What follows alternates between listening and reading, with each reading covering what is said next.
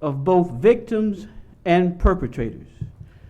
If you don't know who wrote the quote, it's by our new chief prosecutor for the city of Delaware.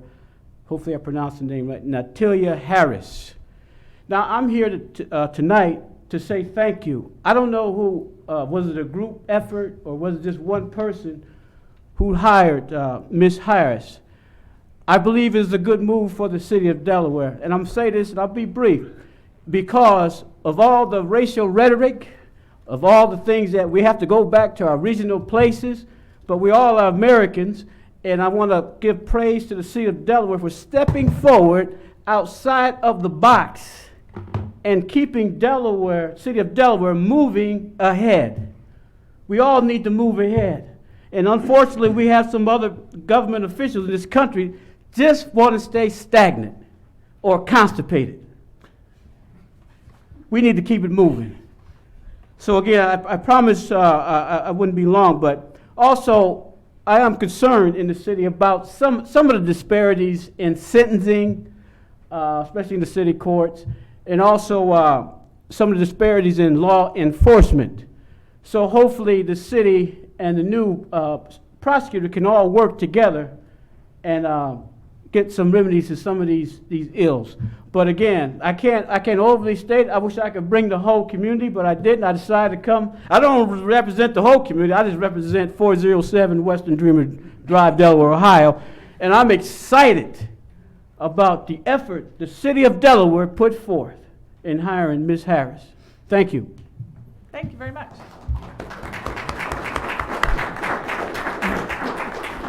Mr. Butler, she will be here at our next meeting to be introduced to City Council.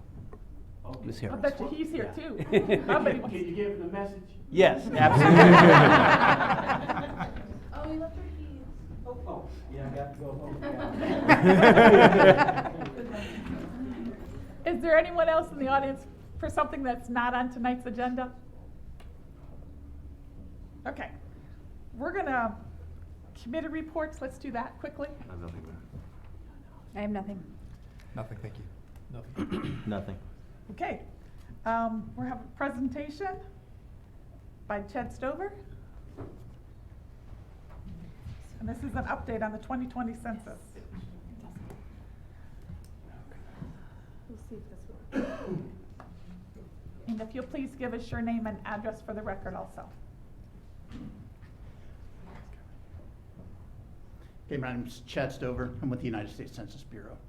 I live at 417 Iron Horse Drive right now, moving as we speak to a new house.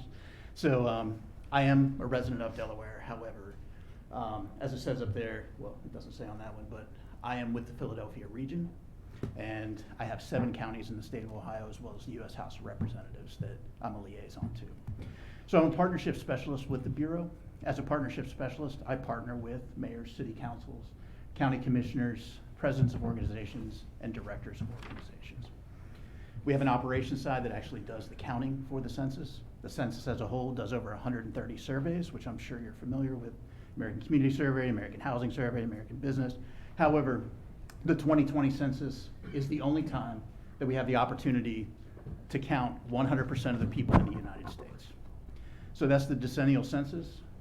The agenda will work from big to small. But why do we even conduct the census? Article 1, Section 2 of the U.S. Constitution mandates that it's done every 10 years, and it happens to be on the 0 year. First census was done in 1790. Thomas Jefferson was the Secretary of State at the time, and they did it on horseback. 326 million people later, we obviously do things a little bit differently now. It's a large operation. It is the largest operation that the U.S. government does in peacetime. We hire over 500,000 people across the United States to conduct the census. So in the U.S. Constitution it states it is for apportionment to the U.S. House of Representatives. That's the reason we conduct the census. However, there's numerous other reasons that we do the census and the byproducts that come from that. First, you can use it to conduct redistricting at the federal, state, and local levels. I'm sure everybody's familiar with the redistricting for that. Or again, it's done once every 10 years. So in 2020, what number you get, you live with until 2030. So it's extremely important that we put our best foot forward. Additionally, and this one always catches people's attention, over $675 billion of federal funding is dispersed based on decennial census data. That money goes into Medicaid, it goes into SNAP, WIC, school lunch program, Head Start, Title I, and numerous other programs that are out there. One of the largest undercounted populations is children under 5. So to put that in practical terms, a child's 4 years old, doesn't get counted on the 2020 census, the child's 14 years old the next time they're counted. If they're in Head Start, if they're utilizing or in a school that's Title I funded, school lunch program, that delta in funding that child should have been counted for has to be made up elsewhere. It needs to come from the federal government. People need to count their children. Reason being, a lot of times there's complicated living situations.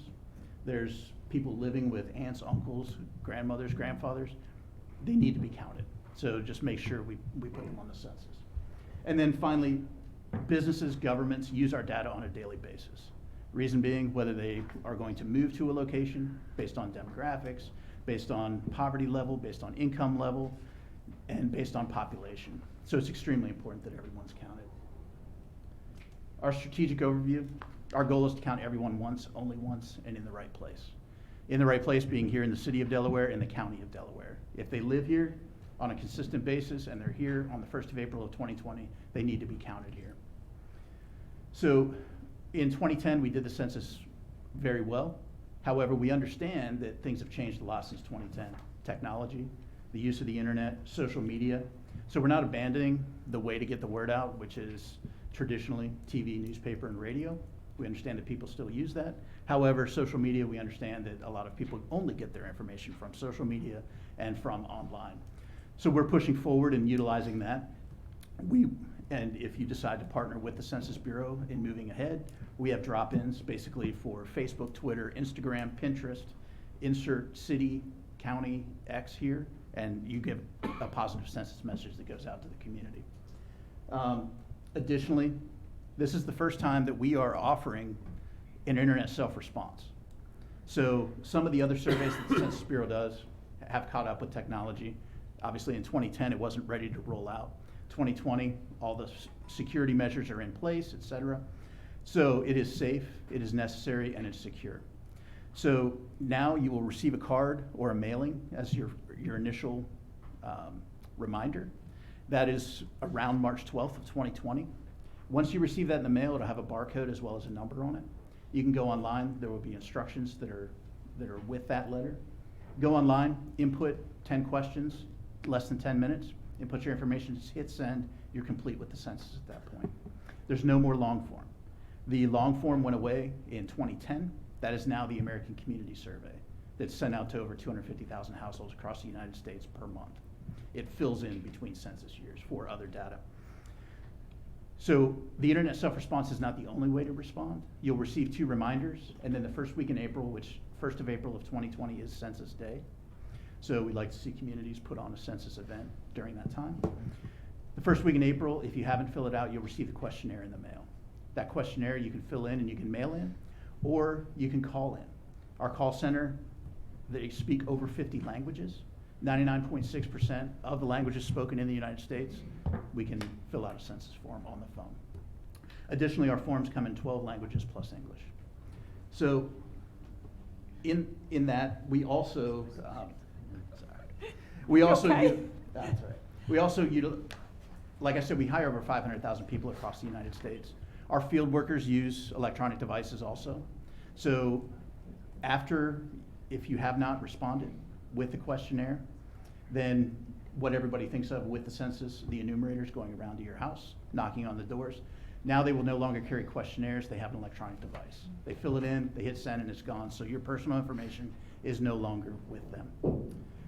And then the same way with the recruiting, you can go online to 2020census.gov/jobs and fill out an application, and you'll be called when a job is available in your area. So the new design for the 2020 census, establishing where to count, and I'm just going to touch on this briefly. Establishing where to count is updating our master address file.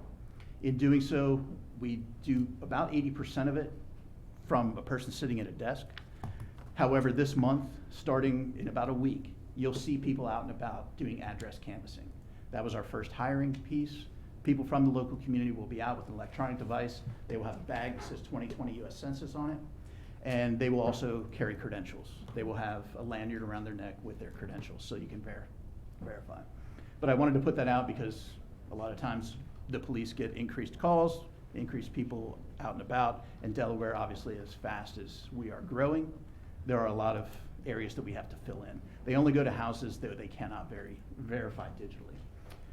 Then we have to motivate people to respond. That's why I'm here with you tonight, is to get the word out to the community, and I'm glad there's people sitting behind me too, because that's less people that we really have to reach out and touch. And then we count the population, which I was saying, people, and one piece that I missed was people that do not receive mail at their house. Let's say they get it via post office box. They will not receive it in their post office box.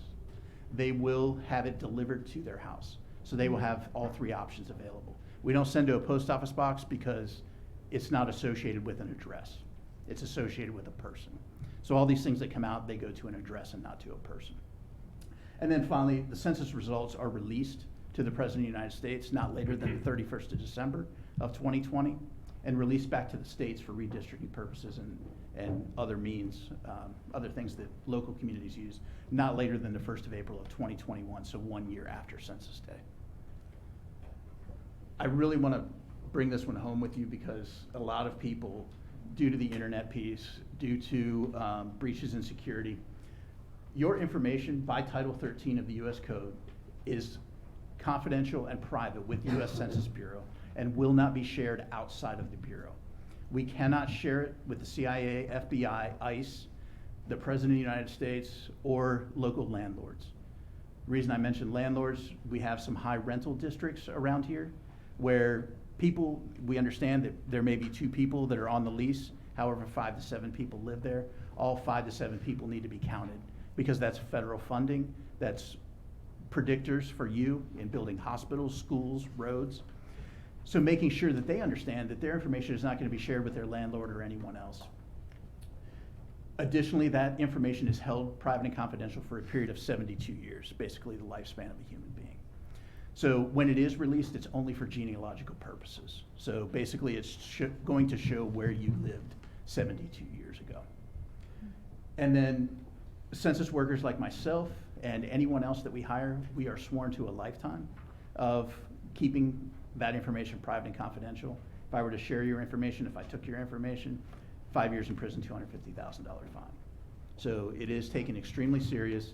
All of our online piece is up to the highest standards in security. The operational timeline I already discussed. So we started address canvassing this month. We're in process, that goes through September timeframe. And then February is group quarters, which really affects Delaware also with Ohio Wesleyan. They're considered group quarters in the dormitories. We want to make sure that we capture them before they go home elsewhere on spring break. Because they live here, they need to be counted here. Because again, they use your roads, they utilize EMS, et cetera. And then April 1st is Census Day. And then non-response follow-up is when the enumerators are going around to your house in May. So how your community, how our community can assist, it's outreach and promotion. So Really choose April 1st as April Fool's Day as your first day? it is. What were you thinking?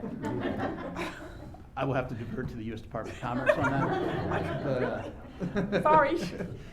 But it is on a Wednesday this coming year, so. It's still April Fool's Day. It is, regardless. So our primary goal is outreach. And in the outreach, it's utilizing local knowledge of people. And Dave has sat on the Delaware County CCC, Complete Count Committee. That is a way. Additionally, what we do is we target low response score areas. So areas that did not respond well in 2010 have not responded well to the American Community Survey. Those are areas that we target. And if you actually take a look at them and you bring it up, Delaware County, and then as you blow it up into a larger map, you can see, and I think probably a lot of people sitting around in this room can probably target and say, okay, this is the reason why that low response score is so high. And those are the people that we need to get outreach to. Is it through faith-based organizations? Is it through nonprofit organizations? Is it through government? But we understand that government, sometimes there's distrust in it. Additionally, we understand that that's not always the answer.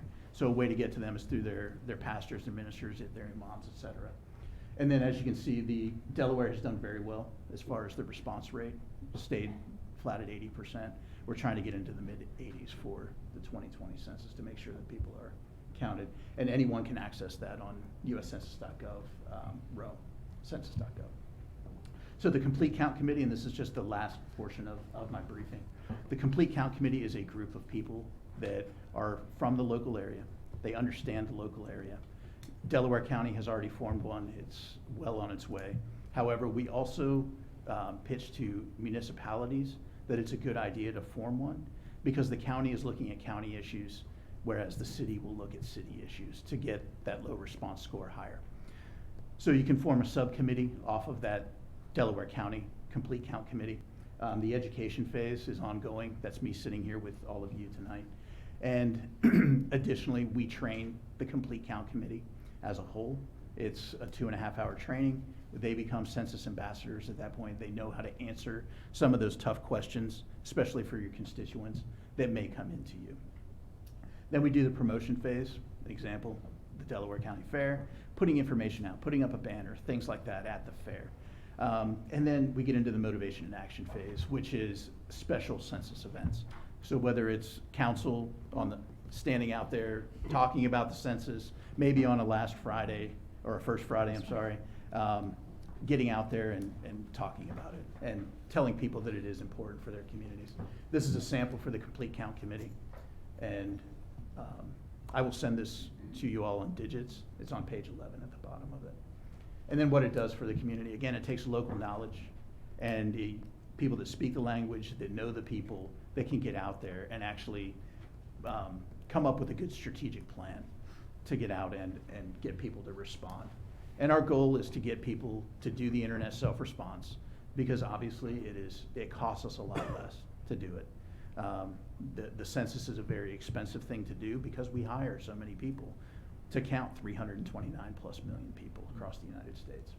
And then collaboration with the Bureau, it's really the promotional support. So those drop-ins with the newsletters, with putting things out on your Facebook page, Twitter, et cetera. And again, we have a communications department and it'll go through me out to the city. At this time, do you have any questions? So are you allotted so much for Delaware City to get this information? Are you allotted so much money given to you and your people that work for you to get this information? No, it is I figured we nationwide. could do the work and you could give us the money, we could put it on our roads. I had a good idea. However, if you count more people, if I know. everybody is counted, that's more money for roads too. On the questionnaire, does it ask for social security numbers? No. Okay, it's not. that's the biggest question everyone seems Right. to want to know. Yeah, it's not as intrusive, Mayor, as what Okay, some of the other things out there. any questions Council, any for questions? Chad? Madam Mayor, just really quickly, we did have the first official meeting of the Complete Count Committee. As we did in 2010, I think our numbers were really pretty good. We beat Ohio, and we beat, I think, the nationwide average response rate as well. There's some areas that we need to focus on in the city and the county as well, but that Complete Count Committee actually has many City of Delawareans on it, in addition to county representatives, people that work for the schools, et cetera. And so I think it's a good group, and we had a good brainstorming session. We think the message doesn't get diluted if we are countywide in that approach, and then obviously take a little special look at some of our areas that may have been counted, or the response rate was less than we all desired last time within our community. And that's going to require everybody to help get the word out and give these facts that Chad is going over tonight, because it brings federal and state dollars back to our community at the end of the day. All right. Thank you very Thank much. you very much. Thank you for your time, I appreciate it. We're going to move on to item 9, which is the second reading of resolution number 19-34. Elaine, if you'll please read this in the record.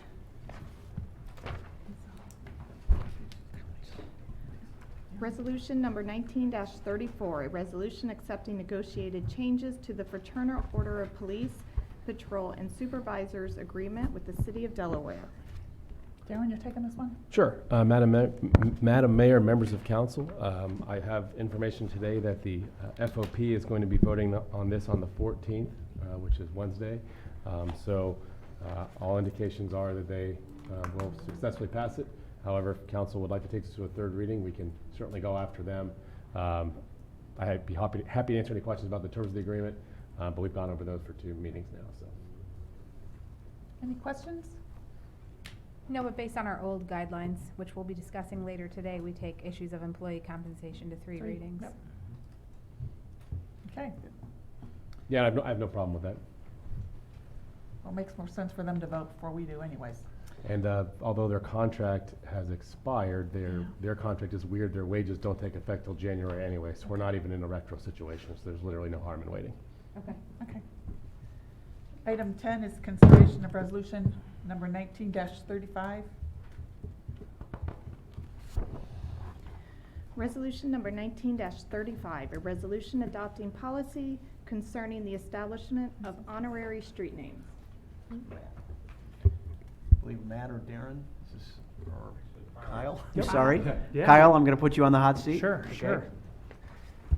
Madam Mayor, members of council, as a follow-up of discussion we've had at previous engagements, staff is bringing forth a resolution essentially to take a look at how the city of Delaware accepts applications for honorary street signs.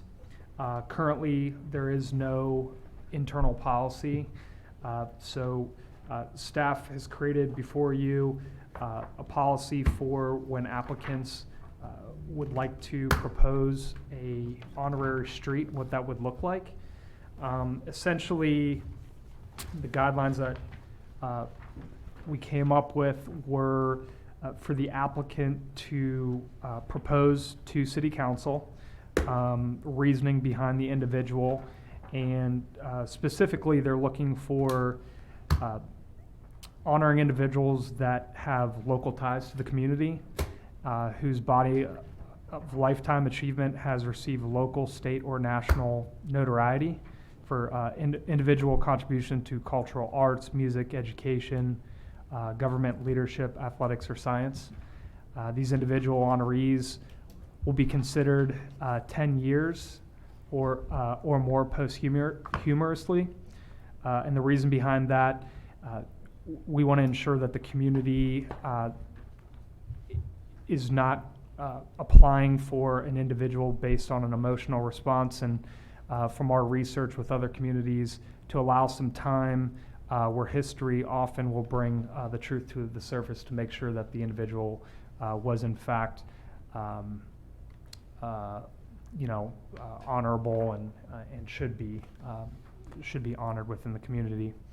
Also, the sign shop did create an example of what the sign could look like, and after some discussion, we thought that this is kind of the example that we came up with, and our thought was to keep it consistent throughout the community. It's a very formal and clean look, and to cut down on different colors throughout the city, just again to kind of have a uniform and clean look. So we'll be glad to answer any questions that you have, and hopefully this is kind of meeting your intent when it comes to the sign policy. So the signs that we already have up for Pacer Way and Branch Rickey, those both have color to them. Their colors coordinated with the schools. We're not talking about changing those, are we? No, I don't think Okay, so. good. I mean, really, and that's really a point for council to discuss. It might, in the case of Ohio Wesleyan, I think it probably made a lot of sense to incorporate their brand and their mark. This is a different approach, as well as Euclid Pacer Way. Those are the colors.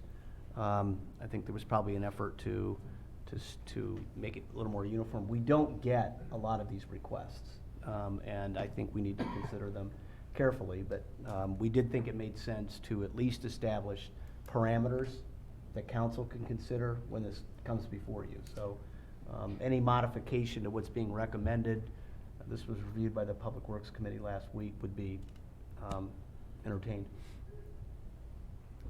I have a couple comments. Mhm. Thank you very much, Public Works Committee and Mr. Kreidler, for your work on this. I have just a couple things that we may want to consider in addition to all of these things. One is to perhaps expand this policy to not only just streets, but perhaps public buildings. Our last two namings come to mind, and one of them is us naming the airport for former Councilman Moore.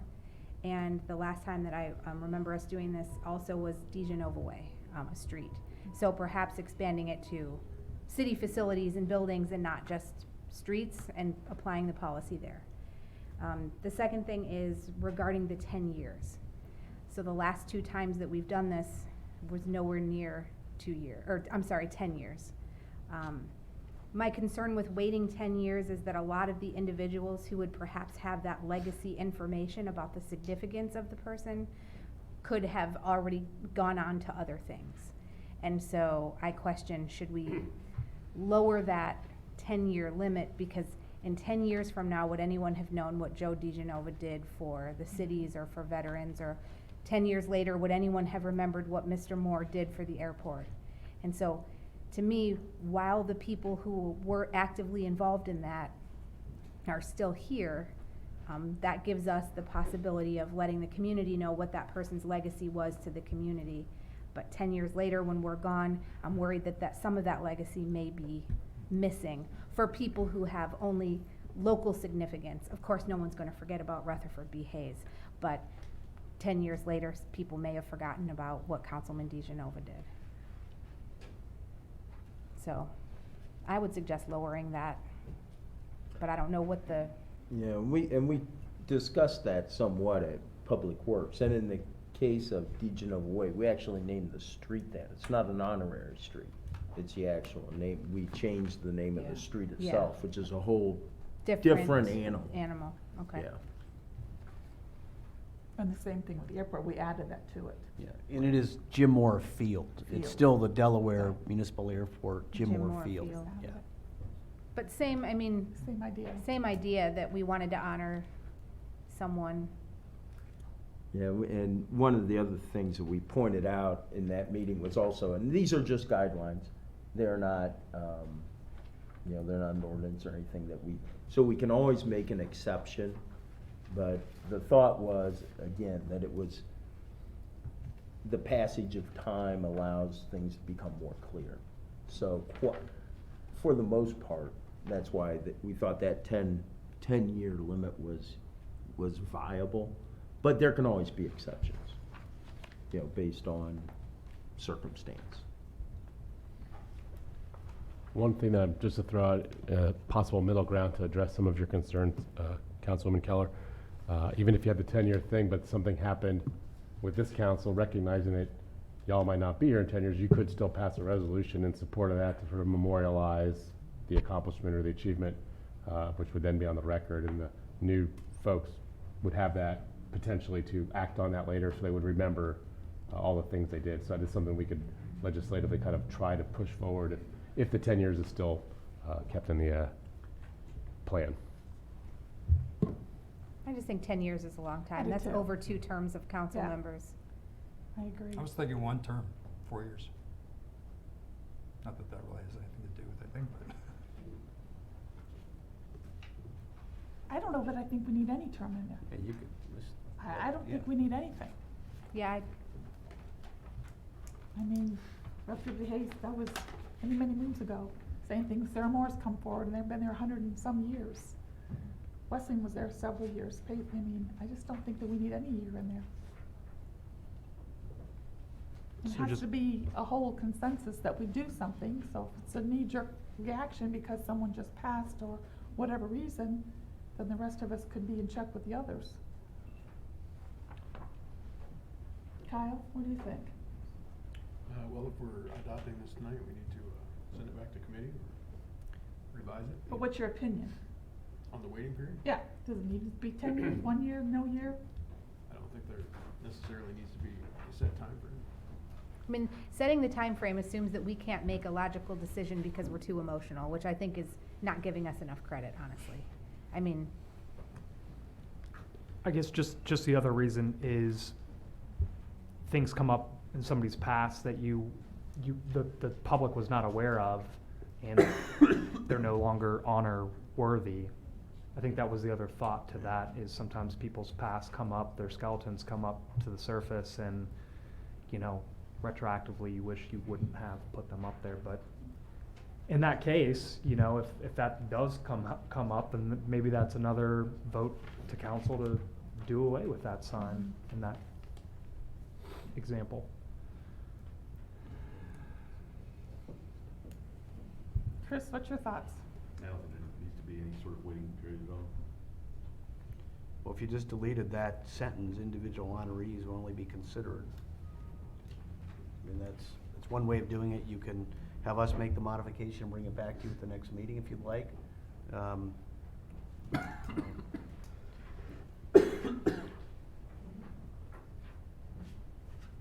a plan. I'm good with that. Do you want us to come back? Bring it Sure. back to you? Okay. Okay, We'll bring it back. thank you.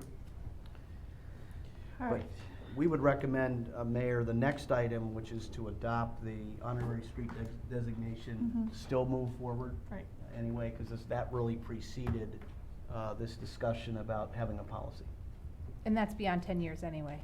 Yes, just a few. Yes, I believe, We're safe. yes, our history reflects, yes. Yes.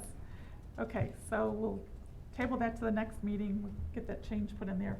Item 11 is consideration of resolution number 19-36. Elaine, if you'll please read this in the record. Resolution number 19-36, a resolution establishing honorary street designations of Elmer W.B. Curry and Rutherford B. Hayes in the city of Delaware for commemorative purposes. Okay, I think this one's yours also, then, Kyle. Yep. So, kind of along that lines, staff is recommending to council to proceed with both Elmer W.B. Curry along with Rutherford B. Hayes in the design that we displayed this evening. Again, you know, moving forward, just going along with the criteria of having the applicant provide information and a description to council, and then ultimately for council to make the decision on whether or not to move forward with the honorary designation. So be glad to answer any questions, but from staff's perspective, we recommend moving forward with both the applications. So how many Elmer Curry signs are we putting up, 2 or 1? Do we I know? think there's 2. 2? One at each, one on London and David, is it? South Liberty, where are they going? On London Road, extending from South Sandusky to South Liberty Street. I'm not exactly, I think there's 2 going up. That's what I I don't thought. have it in front of me, but And then how many for Rutherford B. Hayes? I think they wanted 2 as well. The limits, 1 on, Just 2, okay. yeah. Okay.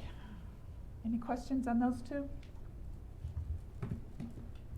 Do we want Denny to come forward or no? If he's here, he probably did wouldn't see mind giving all the Denny? younger folks and everybody Yeah, else since we have a full audience, can you give a short 60 version? minutes, 60 seconds, 60 seconds. No, 67. 60 minutes. Sorry about that. We're looking forward to this. You give us your name and address first. I know the procedure. Okay. Benny Schultz, I live at 176 West Lincoln Avenue.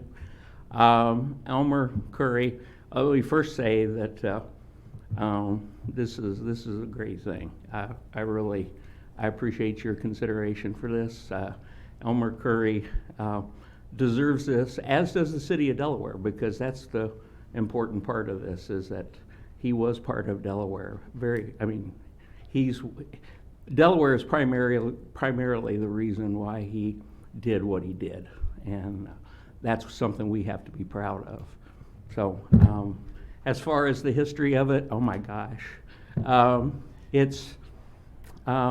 he was a African American. He was the first African American school teacher in the city of Delaware schools, and he went on to create the Curry Institute, which started here in a kitchen shed, and then developed into a bigger school in Urbana, Ohio. But all his foundation, he went to Wesleyan. He graduated from the Delaware City Schools, and as I said, he was the first African-American teacher. So it's very fitting that he gets his dues here, so. And didn't he give lessons for 50 cents? or Oh, something? yes, yeah, I mean, his first student was 50 years old, he was 17. And the tuition was 25 cents. 25, sorry. Yes, so. Pretty remarkable. Yeah, pretty remarkable. But thank you for your consideration on this. I think it's a very proud moment for the city in our history, so thank you. Thank you. Okay, what is the wish of council on this resolution? Move for approval of resolution 1936. Second. Motion by Mr. Jones, second by Mrs. Keller. Any further discussion? Roll call, please. Mr. Jones? Yes. Mrs. Keller? Yes. Mr. Browning? Yes. Mr. Rohr? Yes. Mr. Hellinger? Yes. Mayor Riggle? Yes, motion carries. Okay. Now we're gonna go to item 22, but since you're all here, I thought it would be really good if you heard those few things, so I apologize. We're gonna jump down to item 22, which is discussion and updates, and we're gonna go to item B, update of YMCA and city recreation agreement. You wanna start this? and Yeah, then this we'll is- have public- Yeah, that's fine. This Okay. is really just an outgrowth of conversations, discussions we've been having with the YMCA regarding recreation services. A lot of this came to light earlier this summer over some issues at the pool in terms of the staffing. So we've had those conversations. We have a rec advisory committee that's met a couple of times to discuss that.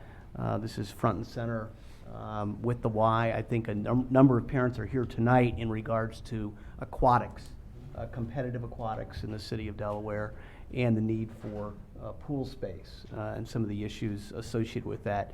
You were provided some information previously from Ms. Hauk and others regarding the issue. I think before you tonight is more of that information. I think they're here tonight to discuss that. So if you'd like to hear from them first, and then Kyle, who has been kind of running point on this, and Ted Miller can just provide an update.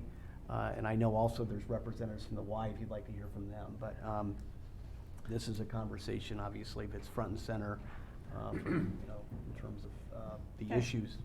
Let's let our constituents speak first, yes.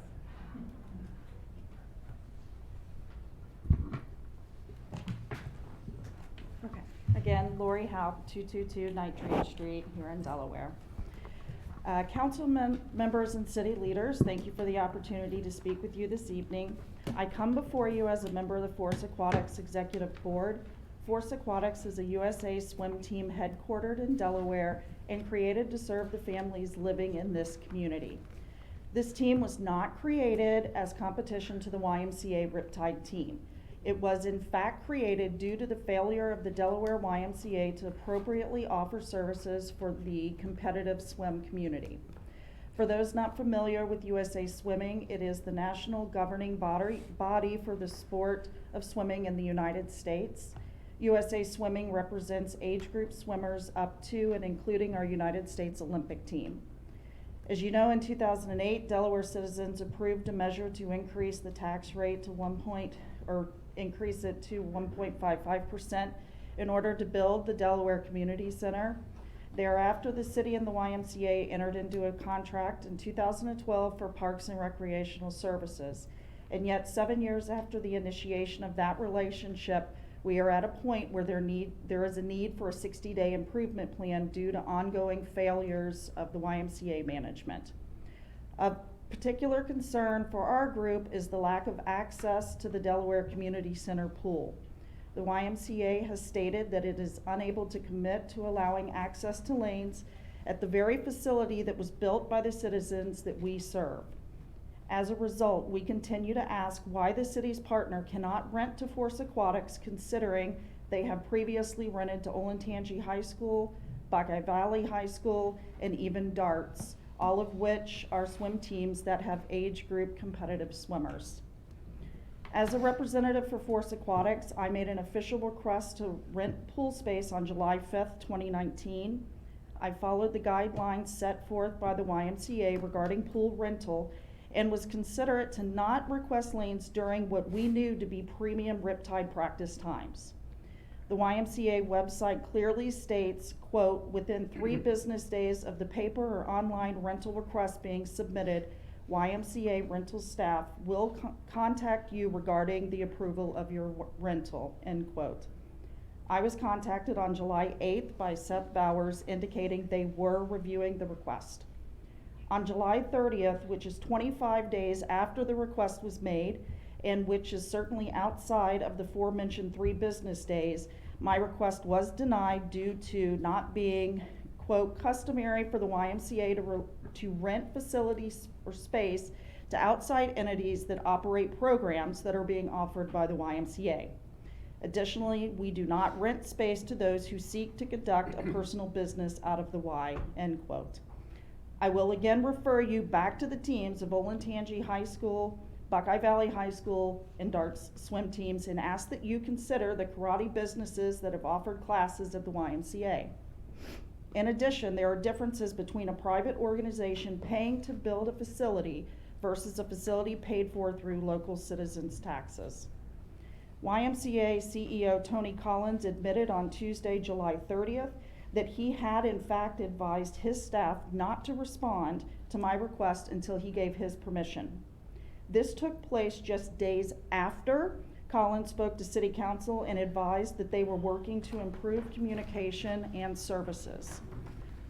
Of particular interest and in contrast to communication from Kim Jordan, I will direct you to an email dated April 11th where Seth Bowers states, quote, we are not interested in renting pool space for the Force Aquatics swim team at the Delaware or Liberty YMCA's, end quote. He did not say the Y was unable or had a policy. He said they had no interest.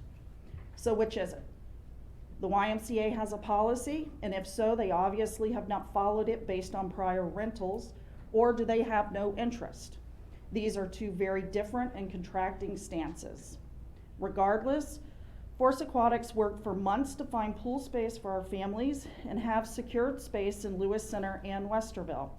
The times and days are inopportune. However, families have been flocking to our team due to the proven product. Our team currently has over 60 swimmers committed and had more than 100 additional swimmers express interest over a 3-month period. Unfortunately, due to lane constraints, we simply cannot accommodate this large number of swimmers at this time, which results in us turning many families and children away. But my question to all of you is this: why? Why can our community not accommodate these swimmers? It certainly appears the answer is because the YMCA will not allow the very pool that was built by taxpayers of Delaware to be used by those same taxpayers. We now have a situation where a large and growing number of people in our very community believe the YMCA is not capable of meeting the competitive swimmers' needs, thus leaving the YMCA swim program and commuting to outside entities who can fill their needs. Delaware has a population of roughly 40,000 people. The question needs to be answered as to why a city this size is not offering an open USA swimming format like many of the surrounding cities. Cities like Westerville, Worthington, Upper Arlington, Dublin, Gahanna, Powell, Hilliard, there are many, multiple teams within Columbus, and the list goes on and on. Why is it that the partner who is charged with running the city's recreation services is not offering this to our community members? This is a great disservice to our children.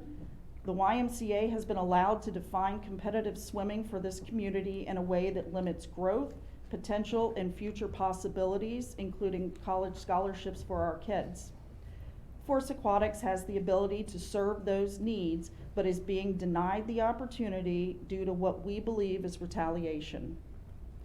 City leadership consistently works to provide for our families via engaging community events such as First Friday, the All Horse Parade, Farmers Market, the Vintage Car Show, and the Arts Festival, just to name a few. However, fewer Delaware families may be able to attend these events because we will be in other communities practicing on the weekends. We will be spending our money eating at other cities' restaurants and shopping in their stores. Our kids will be doing homework, driving an hour to and from practices, while a pool in our very own city will sit empty because your partner doesn't wish to participate in a mutually beneficial relationship for the citizens of this community. In the last few weeks, the YMCA has released their fall-winter swim program and advised of their new Central Ohio League. On July 30th, the same date that Forest Aquatics was denied access to the pool, YMCA families were told that USA Swimming would be offered, which is a huge draw to many serious competitors. Yet 7 days later, on August 6th, 2019, the YMCA changed their mind and said Delaware would not have USA Swimming. Liberty YMCA has USA Swimming, Hilliard YMCA offers USA Swimming, Grove City YMCA offers USA Swimming, Delaware YMCA will not. Our kids are being locked out and denied opportunities. In addition, during this time of increased communication, you can see by the documents I've provided each of you that their communication continues to be faulty. An email dated August 7th, 2019 even verifies parental concerns that there is no head coach for the team. While it's anticipated that this will change, where is the consistency and communication and the foresight to have proper planning? In closing, I want to point out to each of you the people that sit behind me. Please look at the faces in the picture that I shared with you. These are parents and children who live in Delaware and the surrounding cities. They aren't simply numbers on a spreadsheet or a line item to meet a budget. These are real people with real dreams and hopes and aspiration and votes. They chose to come to Delaware for a reason. However, they also have the ability to leave Delaware for better opportunities. Our kids are the ones who are being denied opportunities due to mismanagement, and I ask you to help us. Don't help Lori Houck, Dale Sprosty, Scott Wolf, or any other board member on this team. Please help these children. These are the faces to whom we have an obligation. I thank each and every one of you for listening tonight. I thank Lisa Keller and George Hellinger for working on the YMCA Advisory Board, Tom Homan for always having an open door, Ted Miller for responding so graciously to our concerns, and Mayor Riggle for giving us a few extra minutes tonight for these kids. For those of you who I have not spoken to personally, my contact information is readily available, and I welcome the opportunity to speak with you further if needed. Thank you. Very well spoken, very well written. Thank you. Does anybody else in the audience want to speak, or are you the spokesperson for everyone? I'm the spokesperson. Okay. Could we see who's here for Riptide? Just raise your hand perhaps so we could, or I'm sorry, Force, I'm sorry, Bite your Force. tongue. Not Riptide, I'm sorry, Force. Okay, thank you. Thank you. Pretty much everybody.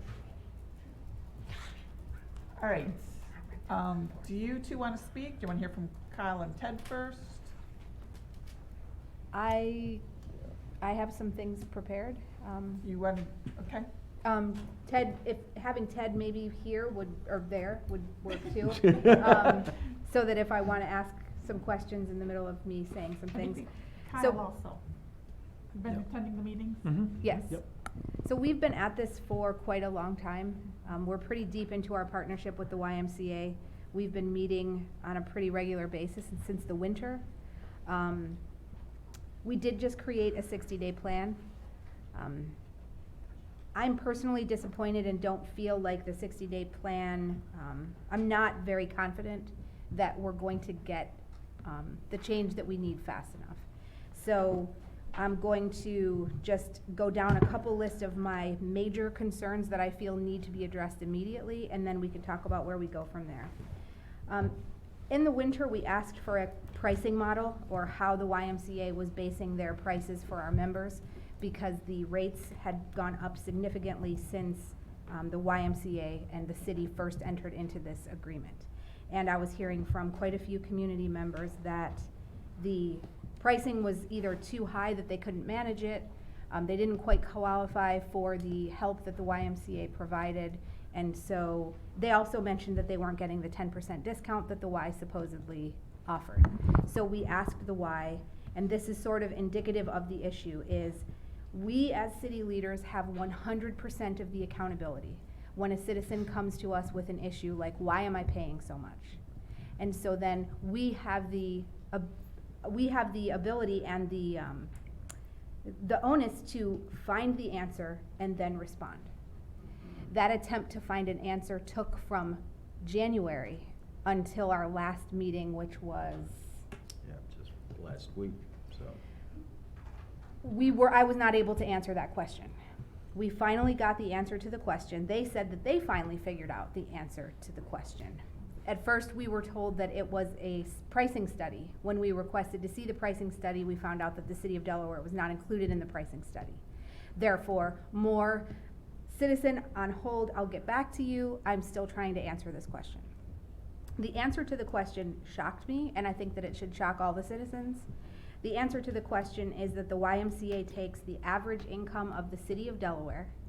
It takes the average income of the County of Delaware. Those two numbers are significantly different, and I remind council that the County of Delaware did not build that building.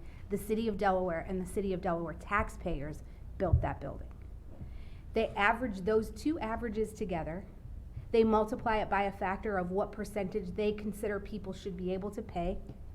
Then they take that number and divide it by 12, and that's how you get what that rate is. They give us a 10% credit for building a free building. We get a 10% credit. And for that opportunity, we pay the very highest rates in all of Central Ohio. That is unacceptable. That is part of the 60-day plan. That has to change. That has to change immediately. Our citizens are simply overpaying for that. So that's number one on my checklist. Number two is Huber Heights. We can look to them because they have a similar arrangement with their YMCA and their citizens regarding their rec services and their building. I called Huber Heights and said, can you tell us about how your relationship is going, because I hear it's not going so well in Huber Heights. I spoke with Richard Shaw from the Huber Heights City Council. They're having, it sounded like everything that's happening in Delaware is happening exactly in Huber Heights, except different city, same issues. He also told me that there have been 2 lawsuits in Huber Heights regarding the YMCA. There was a toddler who drowned, and the city was named as a additional party when they were sued.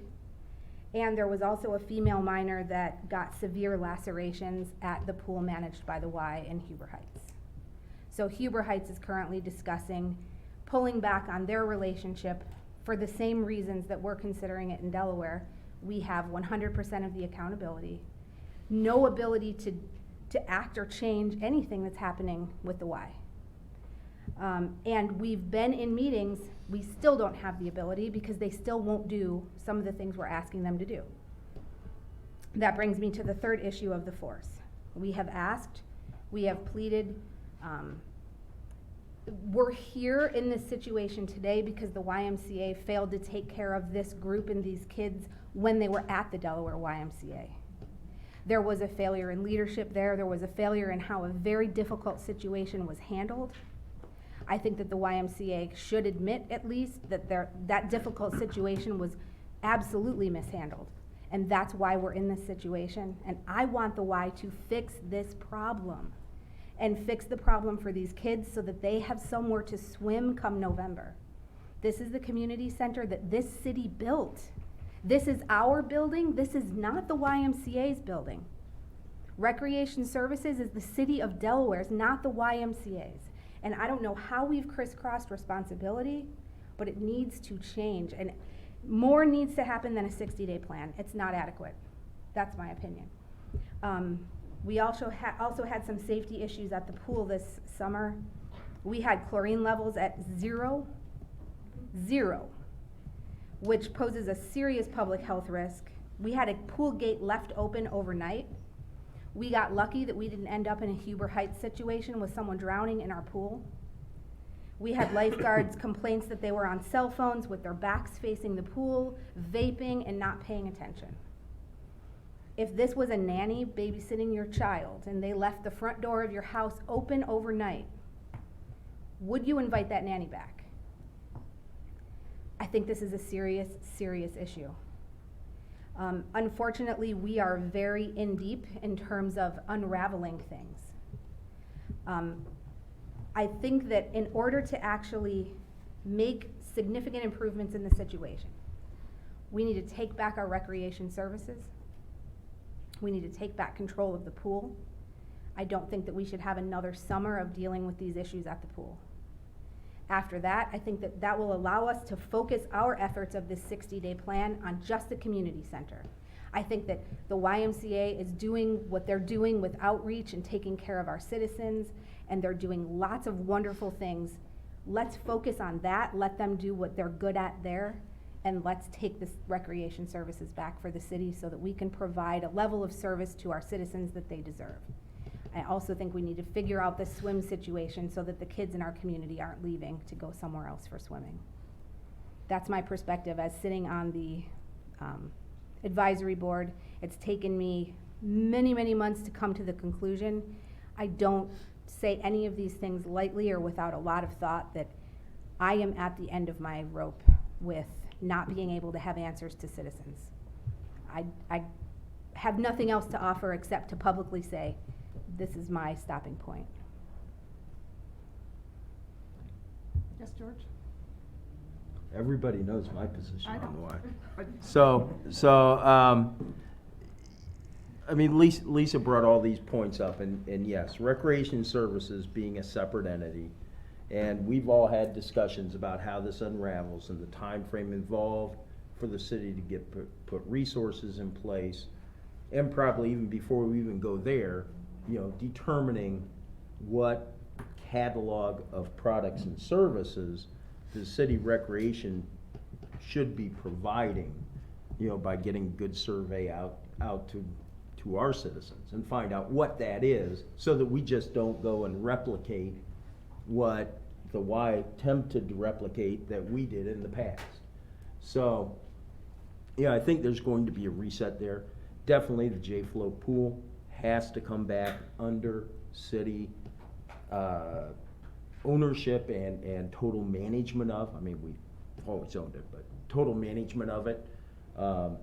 As soon as that last dog leaves the pool here in a couple weeks. So I think that will resolve a lot of the issues.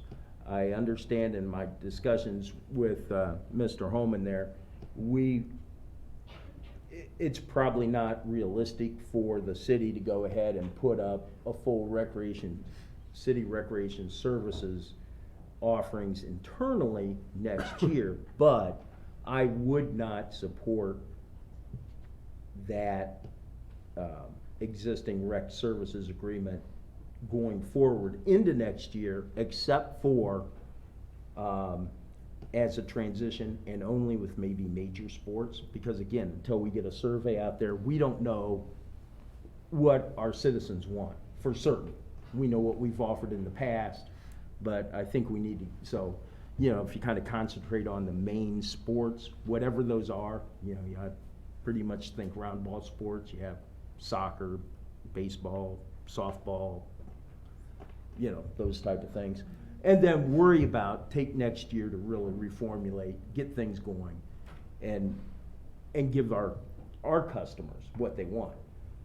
As far as the YMCA itself and what's inside the recreation services,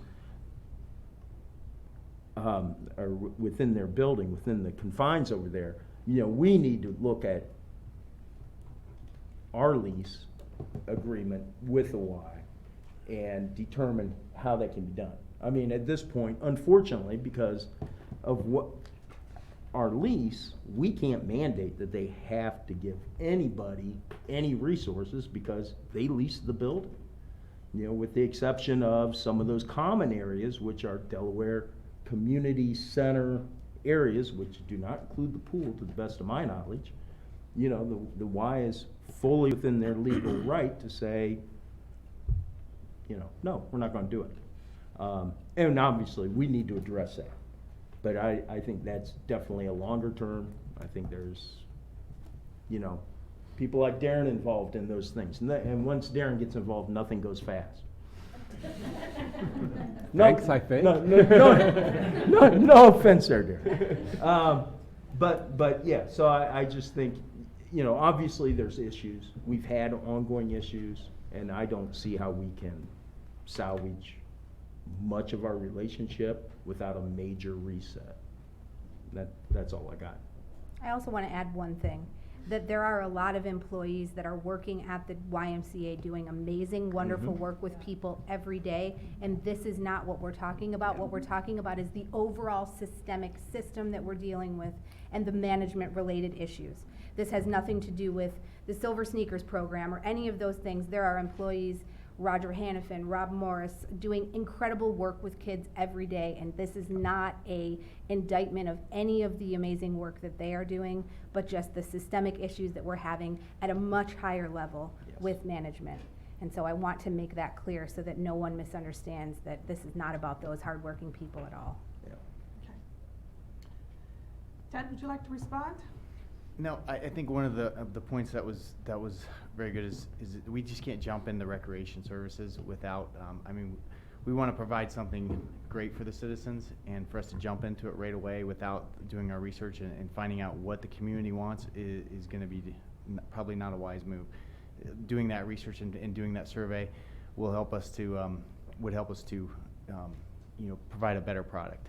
So I think that's a very huge point that I think both of them, Councilman Hellinger and Councilwoman Keller, pointed out. Kyle, do you have anything to add? I guess. The other Kyle. No, I think, you know, Ted, myself, Tom, I think we were just kind of interested to hear, you know, council's, you know, perspective and feedback. And, you know, I can say that from at least our perspective, you know, we've been trying to work the relationship to the best of our abilities. And some of the new leadership with Central Ohio YMCA, we feel like there has been some progress, but ultimately at the end of the day, you know, we're here to get your direction, and if that is to head in certain directions, then, you know, we'll come up with a game plan on how to move forward. But as everyone has stated, it's been challenging, I think, for some time now. But you know, we're, at least from staff's perspective, we're dedicated to working it to the best of whatever it can be and whatever that direction is moving forward. Is there any management here from the YMCA? Yeah, yeah. Did you want to say anything? Or? Lolita, do you want to? If you want to come to the microphone, if you want to say anything, give us your name and address for the record, please.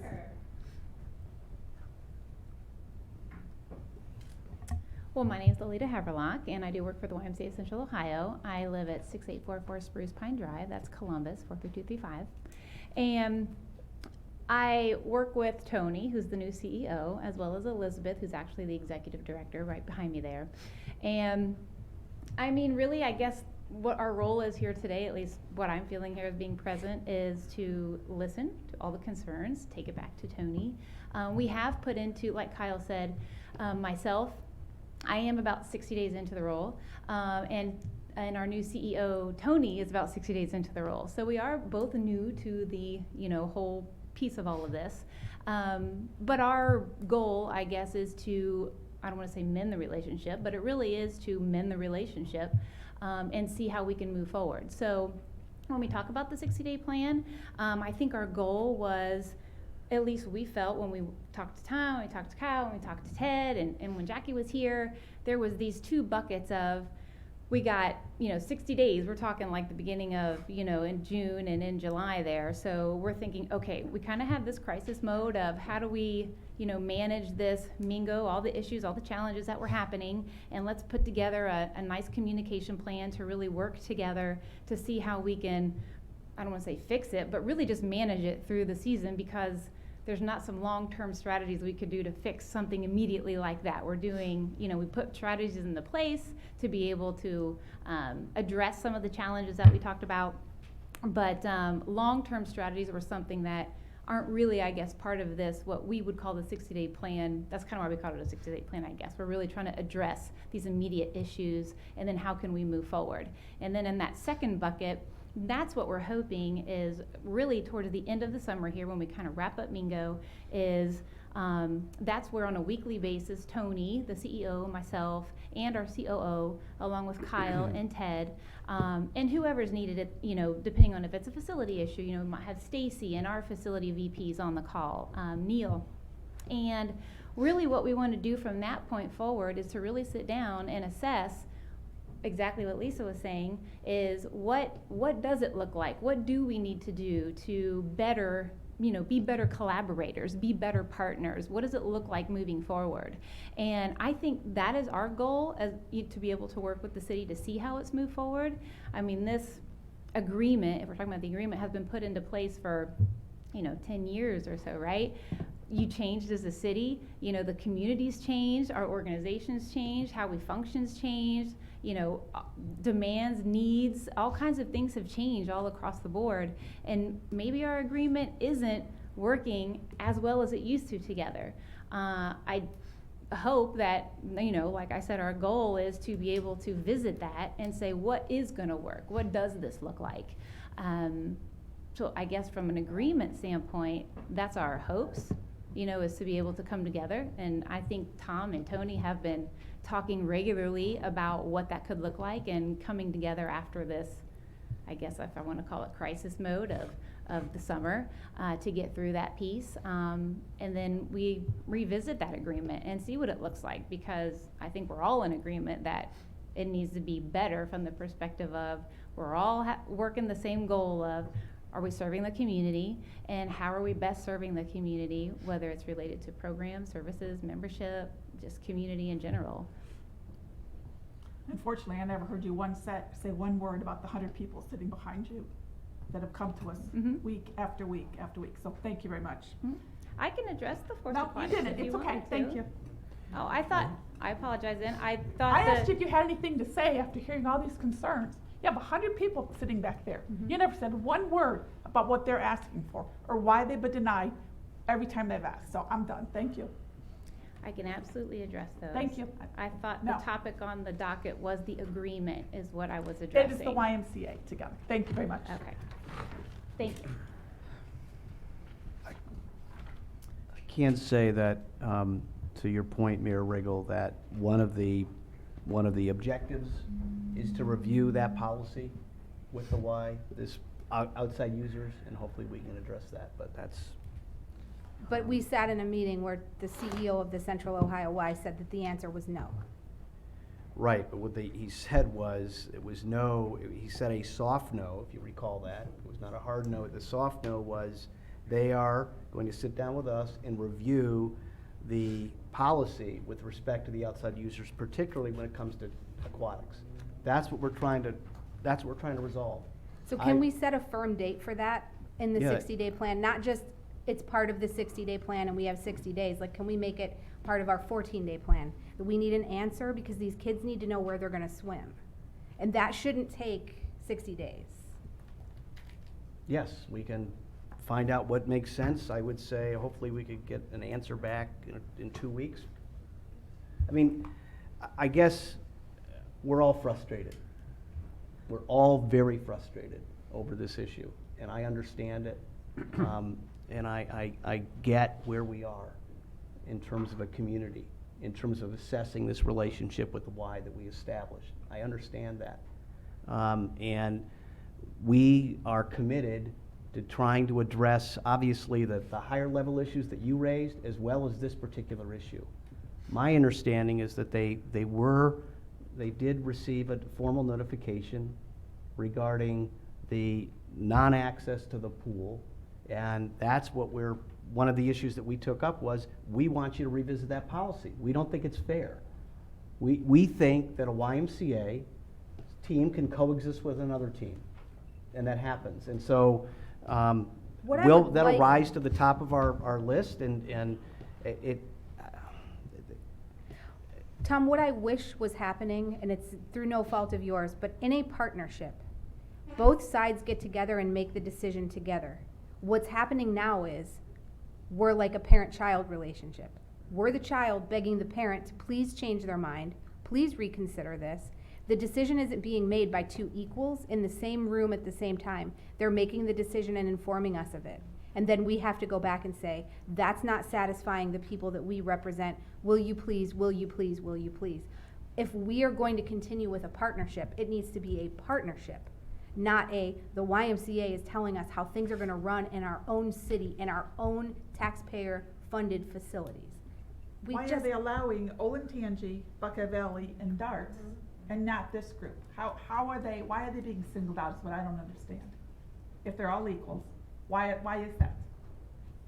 Was Force born out of the failure of Riptide? Yeah. Okay. So they're blackballed. Yeah. That's exactly what Okay. it is. Yeah. Is a form of retaliation. That's what it is. There's, right. We have our answer without saying anything else, we know. Well, okay. I'd say there's just a difference between the high school swim teams and the Riptide or any other Y team. There's a difference between the Ys allowing swim teams to. I know, but we were in that meeting and we I know know. that Yeah. was not the only Right. reason that was given to And- us in that meeting yeah. about why they won't allow the team to be in Yeah. the facility. Have they said anything about reducing their fees? I mean, Yeah. On the call this morning, or this afternoon, essentially they're having a meeting tomorrow to evaluate the rates for 2020, and what they promised us is that they would give us the methodology behind how they're gonna set their rates, and then it's up to us to respond. And what my recommendation would be is to meet with their leadership team in person to discuss it for 2020. So no hard rate as of today, but it's on discussion for tomorrow. And what's impossible to tease out is Delaware money flowing to other YMCA's outside of Delaware? It's very difficult to get answers and figuring out those questions, because it's not this is what it costs, so this is what we're charging model. It's this is what we think we can get out of the city of Delaware, and that's what we're charging. my granddaughter who wanted to play basketball for 6 weeks was gonna be twice as much because she was not a member of the Y, and she called several of her Ys, and they are twice as expensive here as it is at any other Ys. So it's. Exactly. So we pay the Y right now $200,000 approximately a year to manage this. So we just have to figure out what it would cost if we take it back. And it shouldn't matter because it's what our citizens need. It's what they deserve. Madam Mayor, members of Yes, you can council, it continue. may just be worth clarifying because we have a lot of folks here who weren't here during these agreements and don't know exactly, I don't want people to get confused. There are two separate agreements, arrangements with the YMCA. We have a long-term lease of the building, which does have the pool in it. And then Madam Mayor just referenced the recreational service agreement, and that covers the rec programming that the city used to run. One potential misnomer is we have a list of programs that were city programs that were taken over from the Y. Then there's a third category of programming, which is stuff that they just do on their own or extra, or that are part of Y programming, and that aren't even covered by our agreement that wouldn't be impacted. So they're all kind of interrelated, but there are two separate agreements. So when you hear council members talking about maybe we need to take back rec programming, that's got nothing to do with whether the YMCA will be here or be in that building. That's a separate agreement. So I don't want people to walk out here thinking, because we're talking about pools, they are two separate agreements that have different terms and everything. So we're not talking about the community center as taking back the agreement there. That Yeah, will no one at the stay community center is right now. going anywhere. It's Yes. going to be the YMCA, at least for 40 years or something. Yes, do you have something to say? Yes, please. This will be very brief.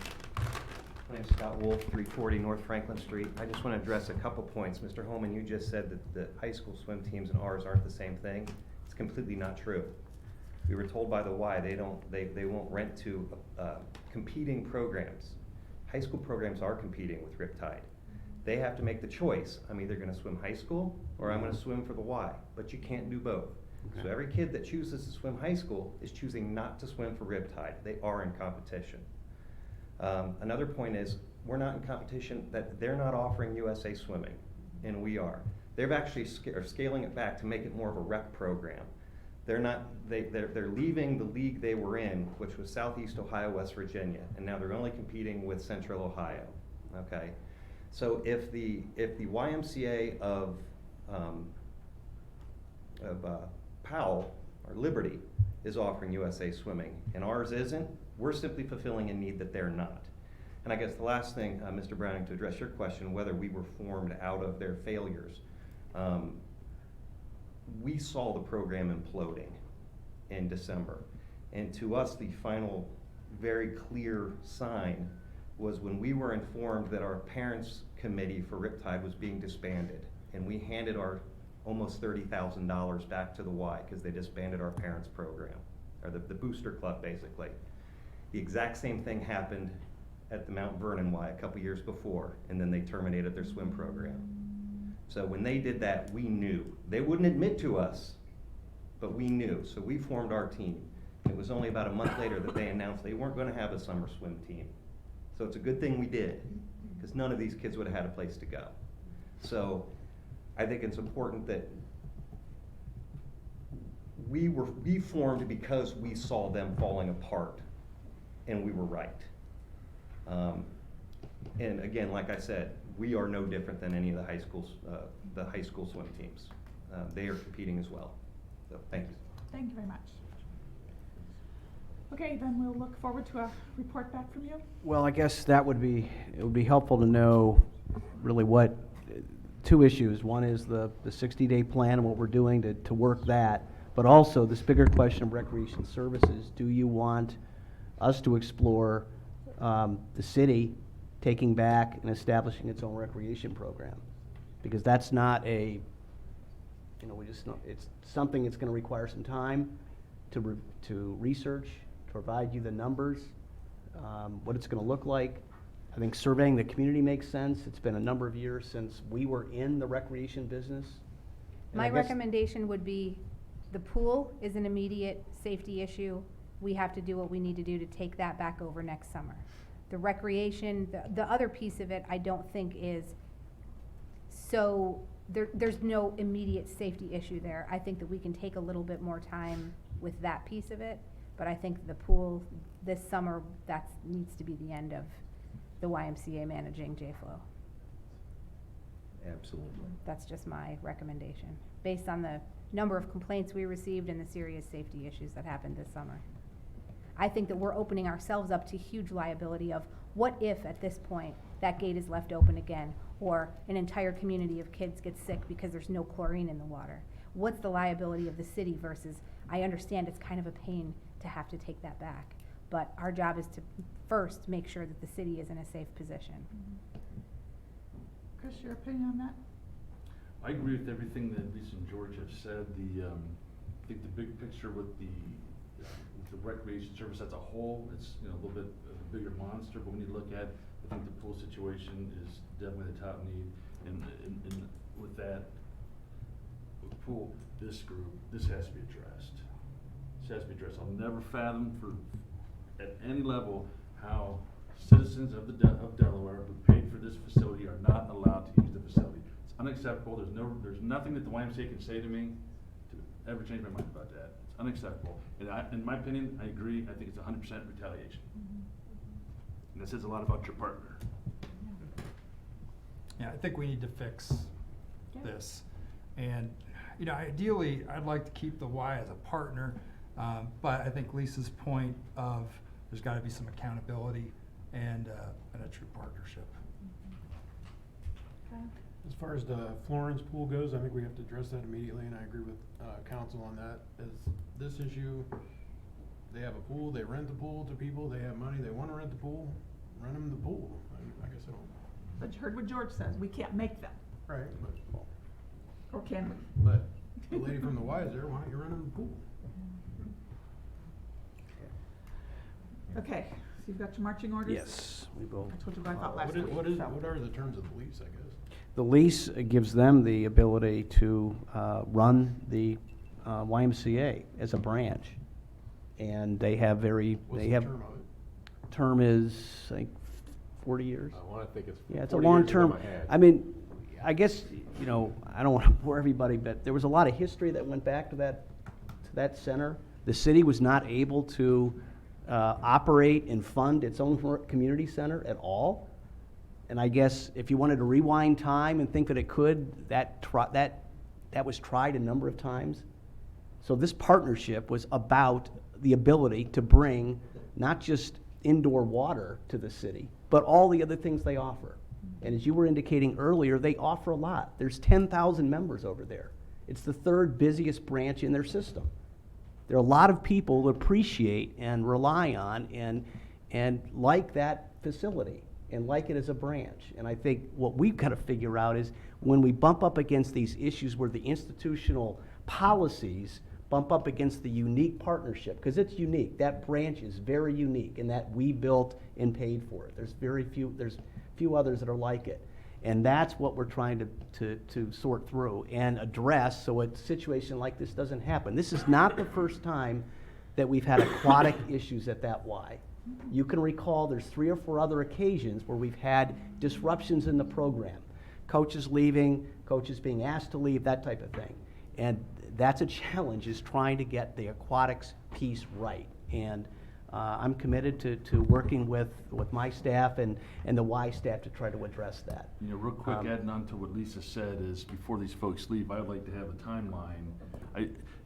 If you read through all the documents that were presented to us tonight, every excuse that the YMCA gave why they wouldn't rent the pool have been refuted of why that's nonsense.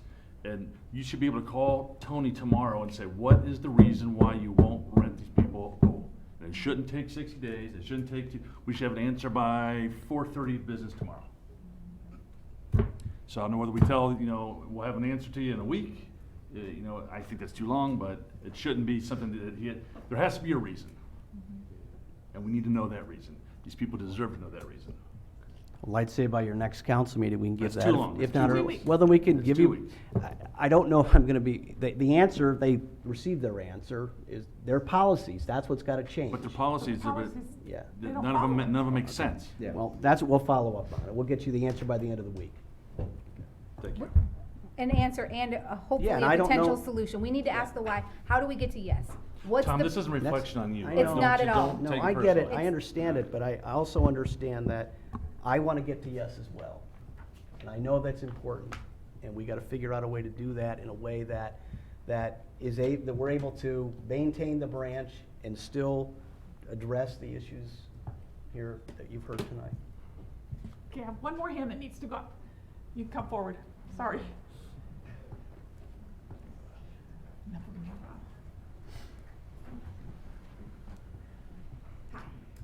My name is Janelle Gasway.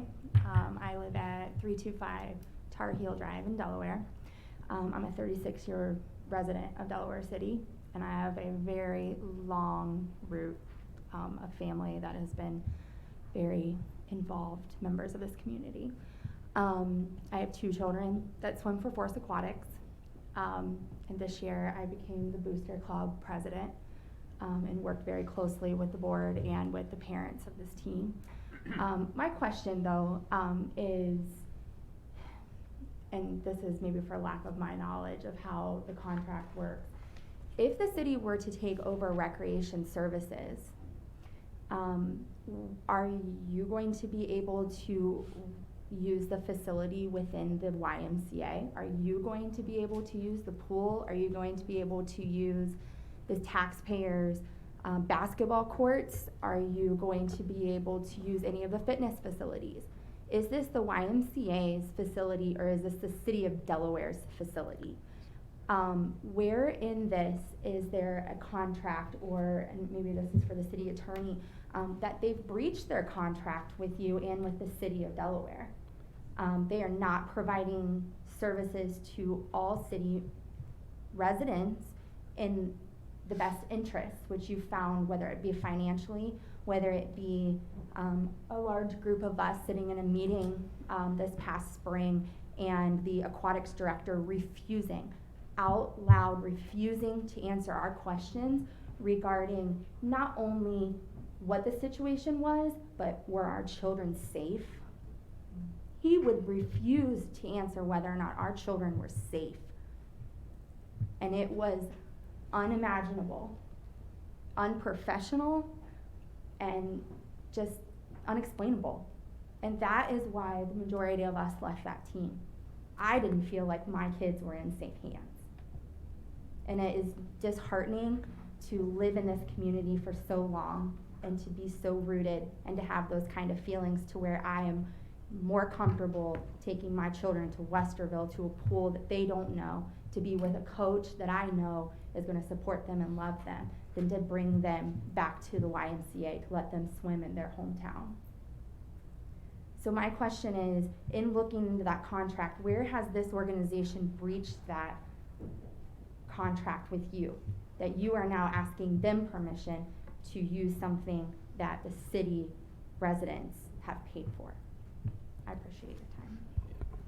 So real quickly, there are two agreements, as the city attorney alluded to before. The first is recreation services. They're under contract to provide recreation programs that the city once provided, as well as additional programming in our parks at our various facilities. Mhm. As to the branch, that's a long-term agreement that we entered into with the YMCA, where they, as a tenant to the city, operate their facility as a branch.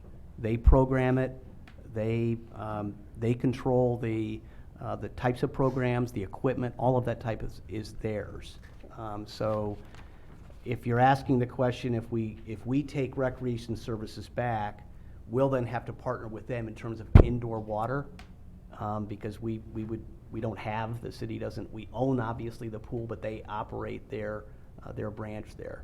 That's where the partnership has to work, and that's where, unfortunately, it's not working right now in a number of areas. So. And what would happen, I'm just again asking, what would happen if the constituents of the city of Columbus decided that we wanted to bring up a vote that we no longer pay for that our tax money no longer were to pay for the funds going towards the YMCA?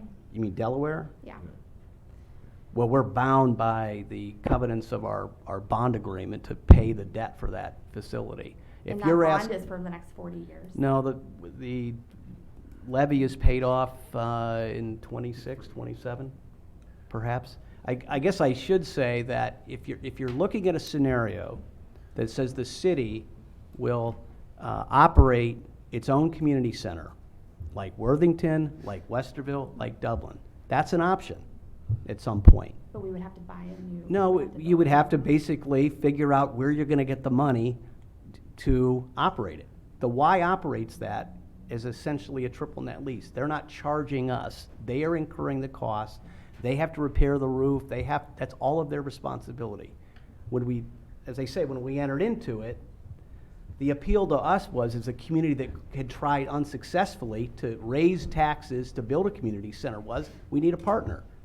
The Y made sense as a partner, and it still does in many respects as a partner. Mm-hmm. It's this type of issue that really is straining the partnership right now. And I can tell you, it's unfortunate. It really is. And I don't, other than those of us who have spoken I don't really feel that the majority of people, now I think that the J-Flow pool has gotten a lot of attention, but I don't think that necessarily that many people in Delaware understand what we're discussing here right now. Right, and that's one of the reasons that we want to survey the public, is to find out what the public's expectation for recreation is. What are the programs they want to see? Because if we do get back in the recreation business, we want to do it in a way that's responsive to the community. Because I can tell everybody here that when we ran the programs, we had a lot of the same issues. We had issues with parents being upset about various things. I mean, we're not perfect, but to Councilman Keller's point, there was more accountability.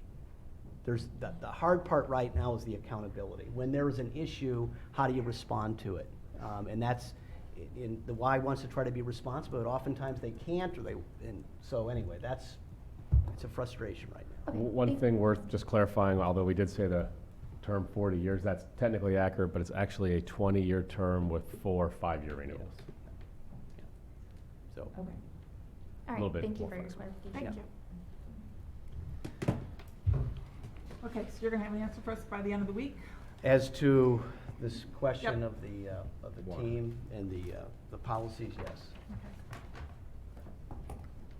And then we'll we'll do some kind of a survey to figure out. We'll come back with a game plan in terms of recreation services and how we should look at that Okay. as well.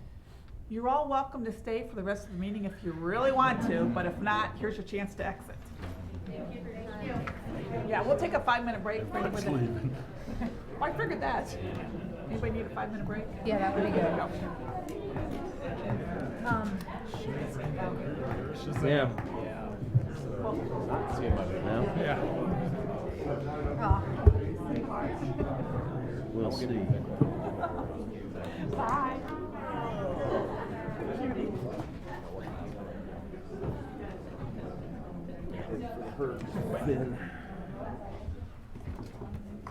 Let's move through this next portion.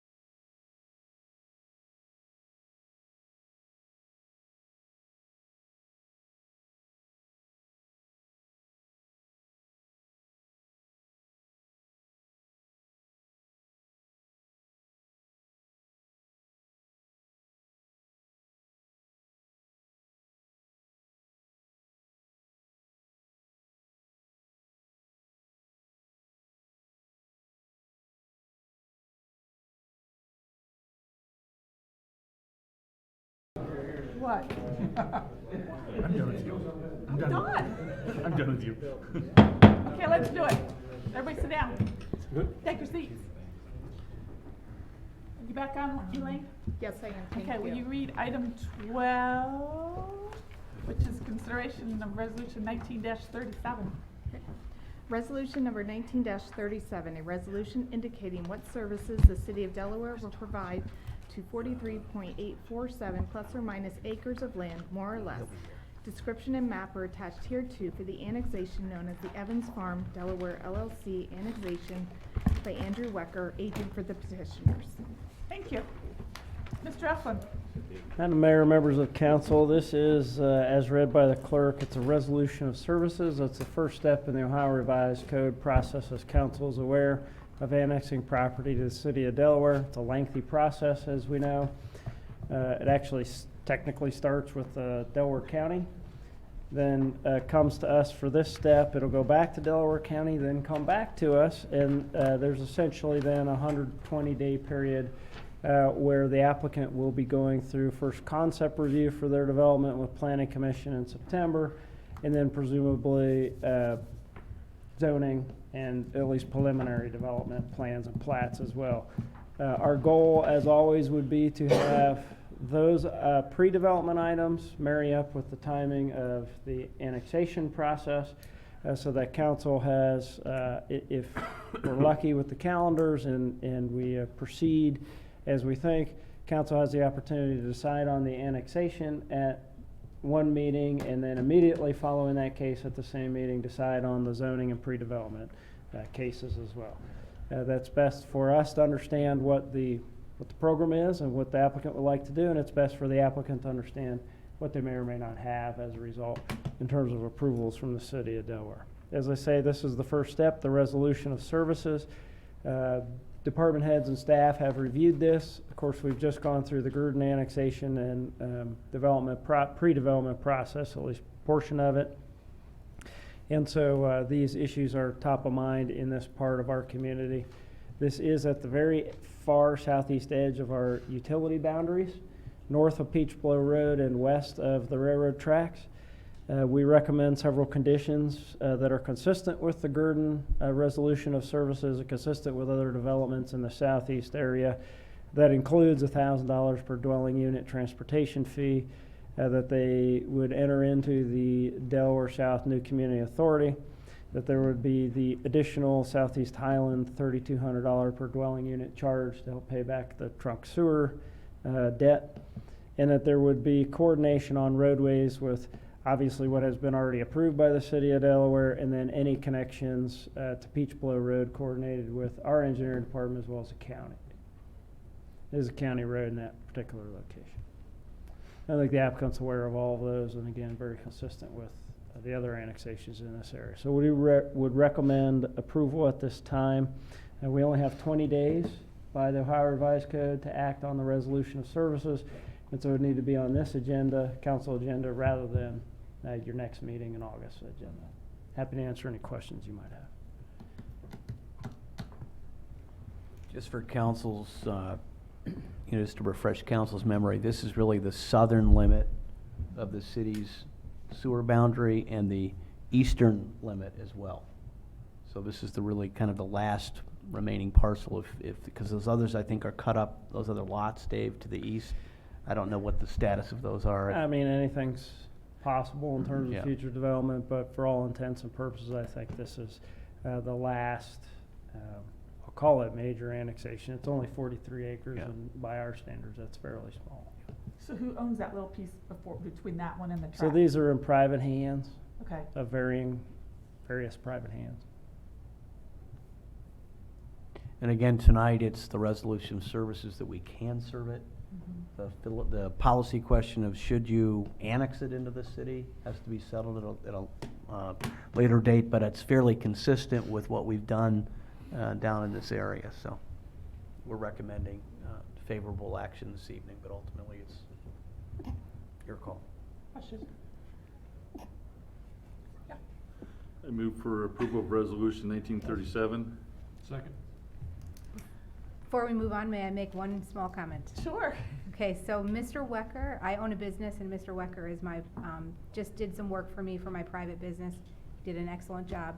And so to avoid any appearance of any issue or to remain 100% transparent and above board, I'm just going to abstain from anything because I don't want there to be any question about relationships I think it's important for council members, especially in development issues, to remain as neutral as possible. So I'm just gonna abstain from this case. Okay. Okay. That's it.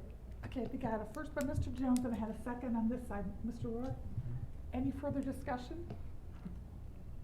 Roll call, please. Mr. Jones? Yes. Mrs. Keller? Abstain. Mr. Browning? Yes. Mr. Rohr? Yes. Mr. Hellinger? No. Mayor Riggle? Yes.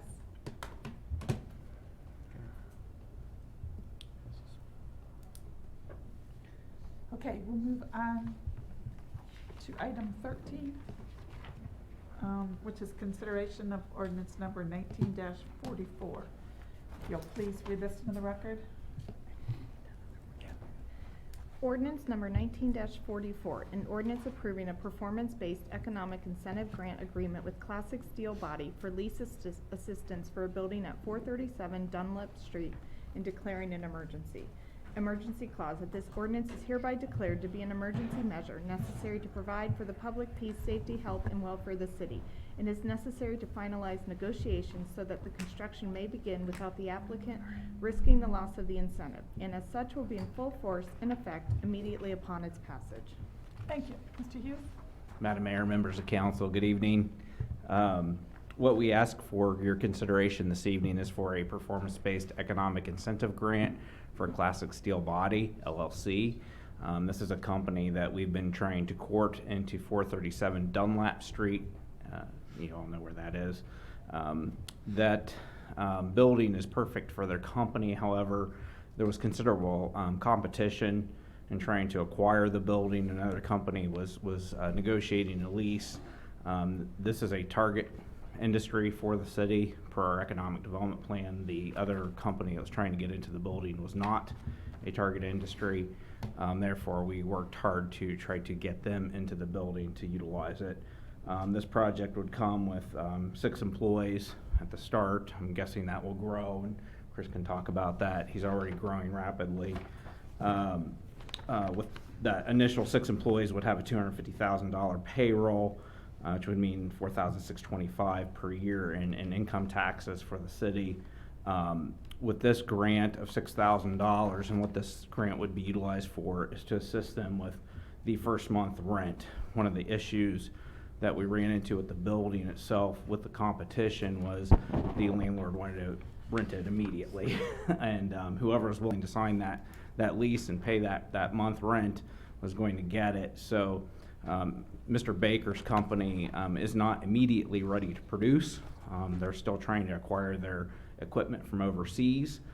So it didn't make any sense for him as a non-revenue generating company to pay a month rent until he had that cash flow. So this would help them with that first month rent to get them settled into the building, secure the building for them.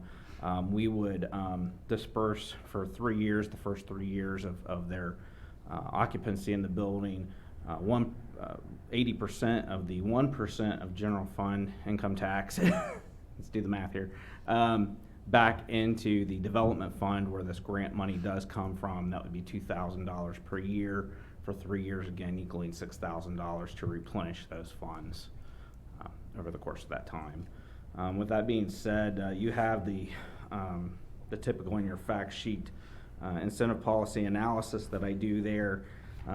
This company does pay a little bit higher than our LMI wage requirement. It has a 25% or greater return on investment for the city. This comes out at 236.7%, especially because we're paying the funds back in a 3-year time period.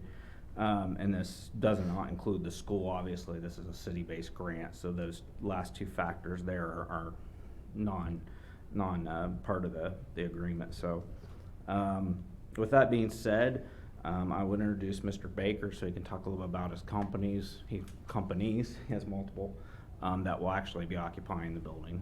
Chris? Chris Baker with Classic Steel Body. I moved to Delaware 20 years ago with my wife, and we've been in this area. We lived in Delaware 10 years and been in this area 20, and I worked at JEGS for 13 years as their creative director. I left about 6 years ago and started a company called Cubican Studios. We focus on advertising and marketing and automotive restoration and performance. And since then, I do a couple large car shows around the country, rent major motor speedways, do those. So I'm in the restoration and performance world every day in the marketing side. One of my shows I do is a large truck show, and one of my clients is a sheet metal client out of Dallas. And he's a Taiwanese gentleman that has a direct connection to the factory that stamps all these parts for this Volkswagen and many other vehicles. So we worked together on a truck, cab and bed that we were going to build in this area. We weren't sure where, Plain City, Marysville, Dublin, Delaware. We were looking in a lot of different places. And I like Delaware. And sent that body over to Taiwan. This has been 2 years and about $2.5 million of investment on his part. And it's been a lot, not that much money on my part, but it has been quite a bit of money on my part investment to find a building where we could build these truck cabs and beds. And since we've agreed to that, he's also given me this business to build these Volkswagen buses. We'll be the only people in the U.S. building brand new Volkswagen buses. And I can tell you from the last 60 days of advertising this product, we are hearing from people all over the globe. There's no doubt we'll be shipping these all over the globe. The truck production will start later this year, and then we are ready to start. He's also given us classic Broncos, so we'll be building all 3 of those out of this location. Also in the last, I've got some pictures of, that's in Taiwan. So I went to Taiwan while they were stamping all this stuff and watched how they did it. And then they're going to send myself and my co-owner and our shop manager to Taiwan to build the first couple and then send all the equipment back over here. So I didn't want to put all this equipment on, you're talking $100,000 out of just one station. I didn't want to put that in a building that I was going to be renting. I wanted to eventually buy it. And after talking with the realtor that had the building and Sean, the current owner would like to sell it to us, and we would like to buy it. That and the other 2 buildings that are on the property. Those are some of our truck cabs. There's a picture of my show at Texas Motor Speedway. And then I also am getting into manufacturing some other parts for Chevy trucks. This is our classic Bronco that we're building. And then I think the next slide has, so this is also a new company that I just flew to San Antonio and bought. This is a stanchion company that goes around a show display vehicle, but these will be assembled in the same building, which we're thinking is going to require 1 full-time employee at least to keep up with production. This is a brand new company. It's a brand new invention. It's a patented idea. It's also the only stanchion that's approved by Good Guys and NSRA. When you say stanchion, it is the cable that goes around the car. So you used to see in like a movie theater style with the black ribbon rope. Mm-hmm. And ours goes under the tire so it doesn't fall over, so there's no risk of damage to the vehicle. The old style, which has been around forever, if you knocked one of them over, it was kind of a domino effect. Mm-hmm. And the guy that invented this product used to go fix all those cars, the high-end cars that. These can be used by banks and convention centers and anything that's trying to create a line too. You've seen the big poles with the webbing that go between them. They're very bulky. You can't move them around easily. These are portable. The other thing that I've been working since we bought the business in July is working with companies in Delaware and Columbus to this is 100% made in the U.S. The bag, the packaging, all of the tags, the paperwork, and the CNC machining, the bill of aluminum, all that stuff is made in this area. And then this is part of what Cubic Inch does. We just do marketing and advertising for automotive companies all over the country. so that would be done out of here as well, or is that Yeah, you're Cubic Inch, consolidating that? Cubic Inch would be in the same building. Okay. Which is my marketing and advertising business. So I have currently one employee for that, and I think that's probably going to grow just based on the other stuff I got going on out of there. Okay, great. And where's Cubic Inch right now? Is that in? It was in Plain City, and we moved to Howell Industrial Park Okay. about 3 months ago, because I thought we were only gonna build truck cabs. And we were gonna rent, I also have an office space there, and I was gonna rent another, like 5,000 square foot space from John. And then when the other two bodies came along, we needed something much larger. So John has graciously agreed to release me out of my lease early. I paid full in 6 months. He's gonna release me out of the other 6 months, so we can get into this building and get started. It's a very neat idea to bring to Delaware, to build these buses Great. and to have them in Delaware. With the 50th anniversary of Woodstock, you're gonna have a lot of, you're gonna have a lot of demand for the microbus. Sarah's gonna start We for a had long- one. But as a point of clarification, now, you're not stamping anything. All the stamping is still done overseas. It's still done And overseas, correct. This is just the assembly Yes. and custom configuration, that kind of stuff? Yes. Okay. Could you ever see a scenario where you could do the stamping here at some point? Is that just the economics or? Yeah, they've been doing it 30 years there. And Okay. I don't think, I mean, in the hot rod world, a lot of people don't like the fact that stuff is made in Taiwan, but that's where it's all been made. 99% of it is stamped in Taiwan. And they've really got the system figured out. And they know how to get the cost down on it. I think if you were to buy a hood for your Chevelle here that's $300, it'd probably be $800 or $900 if you had it made here. Mhm. Yeah. You may be doing coatings out of this facility eventually, right, if possible? Yeah, we may be doing some custom paint work out of the facility also. It's a global economy, and having that business relationship with my client out of Dallas, and he used to work in that factory when he was young. So he's got a direct connection to them, and a couple of other his customers that build existing bodies now for 55 to 57 Chevys, Camaros, Novas, Mustangs. They're also customers of mine. We're not competitors because we don't build the same bodies. We actually work together. But I've kind of been sitting back and waiting for my opportunity to do this, and it's here. I'm very excited you're here, and I just want everybody to know that Chris also worked on our car show. So thank you for that I've very been much. involved with the show here Yes. for the last 3 years. Yes, so thank you. Yeah. And I'm going to abstain on this one because I was asked to notarize the lease when it was signed. So I got no money for it, but I was there, so I just feel compelled to say I am going to abstain.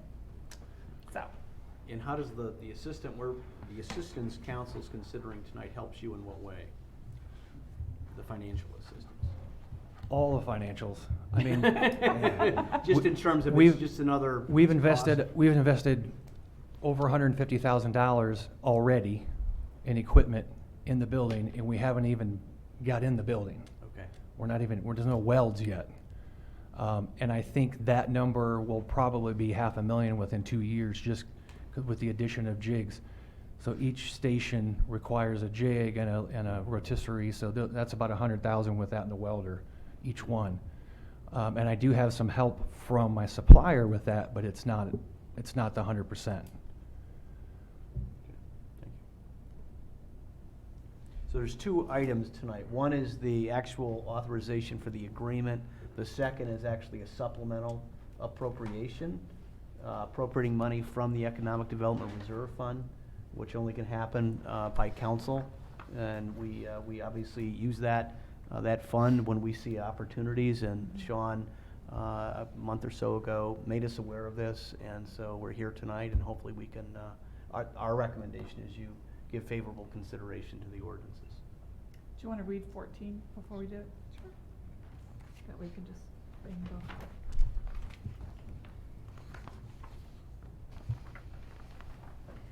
Ordinance number 19-45, an ordinance amending the 2019 appropriations ordinance to provide funding for a performance-based economic incentive grant to Classic Steel Body to assist with leasing the building before machinery and equipment arrives that will allow the company to occupy the entire building at 437 Dunlap Street and declaring an emergency.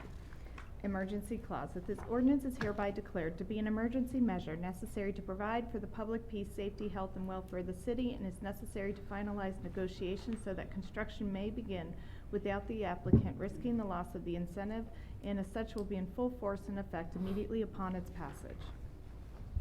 Thank you. What is the wish of council on ordinance number 19-44, unless you have any questions first? Yeah, anybody have any questions? Okay.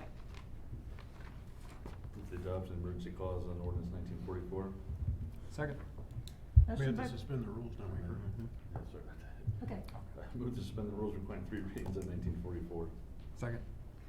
Motion by Mr. Jones, second by Mr. Browning. Roll call, please. Mr. Jones? Yes. Mrs. Keller? Yes. Mr. Browning? Yes. Mr. Rohr? Yes. Mr. Hellinger? Yes. Mayor Riggle? Abstain.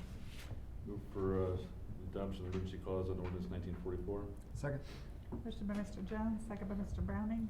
Roll call, please. Mr. Jones? Yes. Mrs. Keller? Yes. Mr. Browning? Yes. Mr. Rohr? Yes. Mr. Hellinger? Yes. Mayor Riggle? Abstain. Move the adoption of ordinance 1944. Second. Motion by Mr. Jones, second by Mr. Browning. Any further discussion?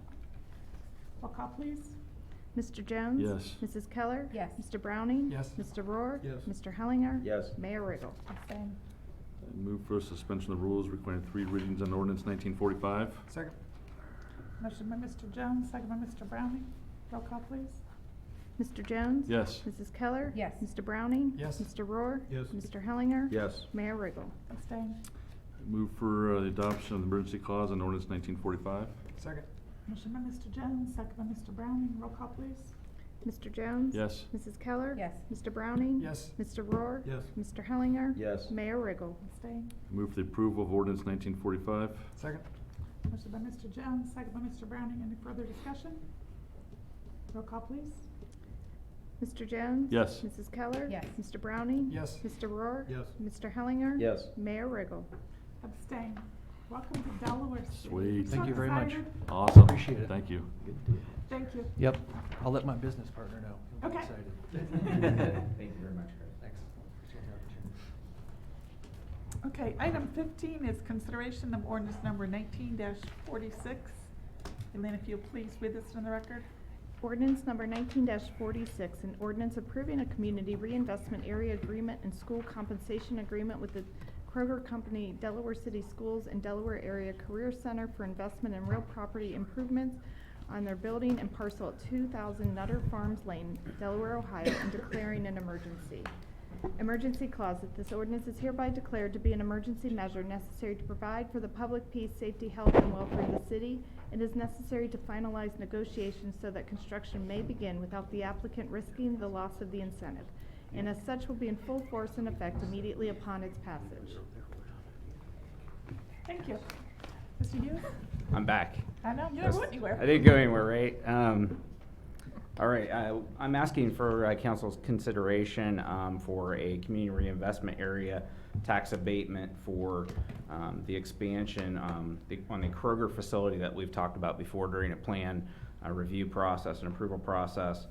Just to refresh your memory on that, this is a 120,000 square foot expansion. It will be approximately $140 million in the making, the entire investment. And that includes the building, the machinery, equipment, fixtures, everything.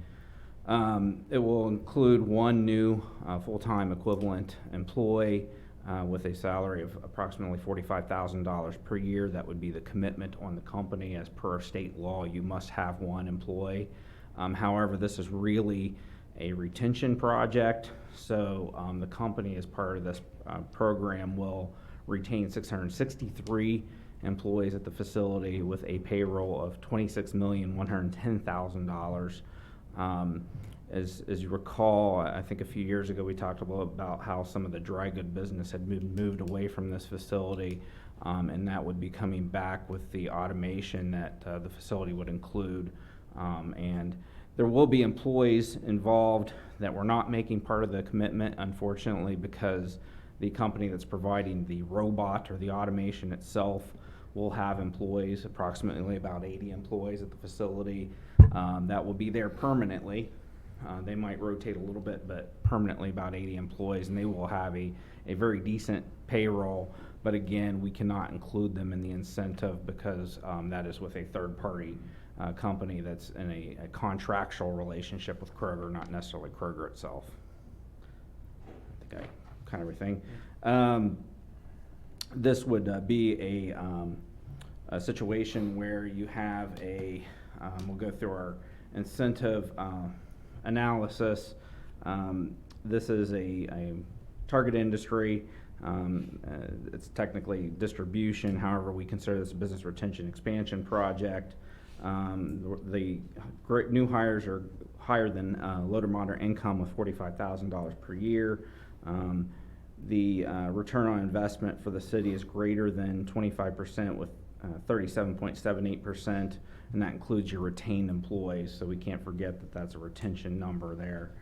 And the return on investment for the school district is at 30%, which is one of our requirements. The school, as a note, has already passed this. This is Olentangy Local Schools. They went through 2 readings a couple months ago now to pass this. We are actually still in conversations with the company right now in regards to a contribution towards the Point project. Thank you. And that's going very well. So I just wanted to make note of that. So we're asking for this to actually go to at least a second reading, so that will give us time to work our way through that conversation and get something on the table in regards to how that contribution can move forward structurally and timeline-wise. That was my next question. How well was it going? Yeah, I think it's going well. Yeah. With that, I'll introduce Ian Smith and Thomas Seward. Ian is with Kroger, and Thomas is with the consultant firm that's working with Kroger on their incentive packages and working through the processes of developing in the community. And if you gentlemen want to talk a little about your project, I'd appreciate that. Great to be with you guys all this evening. Thank you for your time and your interest in this exciting project. So just a quick overview of the facility and kind of where we've been and kind of how we got to where we are today. So about a little over a year ago, we started this process and really looked at Kroger's existing footprint in the Midwest, Michigan, Kentucky, Indiana, to evaluate what facilities might be best served or that could potentially fit this investment in this project. So back in 2003, as many of you probably know, Kroger did open this facility. Now stands at 725,000 square feet. Generates about $500,000 in property tax every year, and about $500,000 in income tax to the city. So has been a really established corporate partner. I think has really enjoyed its time and experience here with the city, with the county, and the workforce that exists here. So really the catalyst for this project, was an announcement that Kroger made back in 2017 called Restock Kroger, which was Kroger really shifting from the capital expenditures in bricks and mortar to focus more on the customer experience, in existing stores, e-commerce, and digital technology. And so the catalyst for this Kroger's evaluation of its distribution network, specifically this project and its Midwest strategy, where we evaluated the sites in the tri-state area to determine the most strategic, cost-effective location to make this significant investment. So through this evaluation, I think we engaged and had our first meeting in October of last year. Right now, the Delaware site is the preferred site through much of the good work by the city manager, by Sean, by the county, the port, the schools. We are where we are today. As Sean mentioned, the project that we're looking at is $140 million, $113 million roughly in new machinery and equipment, and $27 million into the building, which would be an expansion of about 125,000 square feet. While we anticipate maintaining the full-time permanent workforce that's there today. And as Sean mentioned, the new equipment vendor would produce a number of new high-paying jobs to the facility, since those wouldn't be Kroger employees that couldn't be part of our application. So this project will automate the distribution of dry groceries throughout the Midwest, using next-generation technology that hasn't been deployed anywhere in the U.S. or even in the world. So we're excited to make that announcement here in the coming months. investment will modernize and expand the facility, maintaining the long-term viability of the site and really position it well for future investment by the company. The support of the CRA is absolutely crucial and important in making sure this project moves forward due to the high capital expenses involved in this project and the nature of Kroger's business. Truly every dollar counts, so we really appreciate your interest and hopefully support of this project. And I think Ian wanted to comment a little bit on the journey and appreciation that we've had.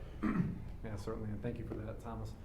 Madam Mayor, you have a great team. We've been working with Sean, Tom, and the whole team for the last 10 months. As Thomas stated, Kroger has an internal approval process that we go through for these sorts of projects. Delaware was identified as an opportunity a little more than a year ago, but we really want to thank, from planning to the schools, to economic development, to the city manager's office. Clearly it's a partnership. I've been with Kroger for over 3 years now, but this has been a great experience along the way, so just wanted to thank everybody's guidance along the way, their advocacy for the project. And we look forward to, I know that we said we opened back in 2003, and just want to say, hopefully we can do this another 15, 20 years in the long-term viability of the site. It wouldn't be possible without the people here in this room, so just wanted to say thank you. So will this project put more trucks on the road? I was thinking the same thing. More trucks on Central, trying to get to 23? No, from a truckload perspective, it's actually going to be about even just from an efficiency perspective. So we've actually dug into that question a lot over the last several months. I think since October of last year. That was one of the first questions that came up then. So as you can imagine, the industry is rapidly changing. If you follow the news in the grocery business, which obviously that's clearly everybody's expectation every single day is to follow the grocery business, but we think it'll be about even from where it's at today, 4 years from now when this project, or 3 years from now when this project hopefully is completed. So it should be about the same as it is today. Ian, correct me if I'm wrong, but I think ultimately it'd be more trucks that are filled all the way with the appropriate goods rather than some trucks that are filled a third full, they're taking up the road. They're able to be more efficient with what they're putting in trucks and the timing of those trucks. And it's funny because you called this something about stuff on the shelf. What'd you call it earlier? I think you did. Dry grocery, maybe? Right, yeah, you said something else, because the biggest complaint I get about Kroger's is their shelves are always empty. Oh, out of stock. Oh, yeah. Out of stock. Restock Kroger. A restock Kroger is the 3-year. If you Kroger follow initiative. Facebook at all, I mean, since Bueller's is gone and Kroger's ran them out of town, and I was sad to see them go. But I get more complaints because you go there and their shelves are empty. And the distribution is right here. I went the other day, there was no strawberries, no raspberries, no blueberries, no avocados, and something else. I'm like, really? This is why I came here for all my fruit. So I don't know why we can't fill our own shelves, but work on that, would you? It's a high priority item enterprise-wide. So I have a 2-year-old at home where we have one specific item that the 2-year-old loves, and when we can't find it, that's a mission of ours. Yes. Make sure that it's on it. It's I always go to fun. Myers, sorry. Get frustrated. Any comments? So is there actually a real possibility that Kroger would leave the city of Delaware and locate elsewhere if this incentive wasn't approved? That was never a position. No, it was really, I think the way when we were having conversations with the city manager and Sean, it was in order for this facility to remain relevant in the long-term strategy of the company, this investment is vital, is really, and should the investment not be made there, there's going to be some natural attrition.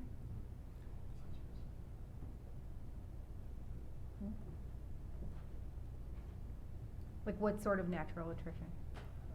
There really wasn't a study or analysis done on what it would look like if this investment was done elsewhere, to be perfectly frank. But I think the job loss would certainly be a likely scenario in that scenario. And it's really more so to the initiative itself.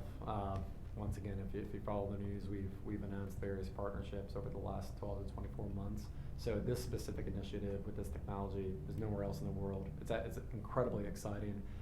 So the opportunity to have this investment happen in the city would be a no-brainer for the long-term sustainability of the site.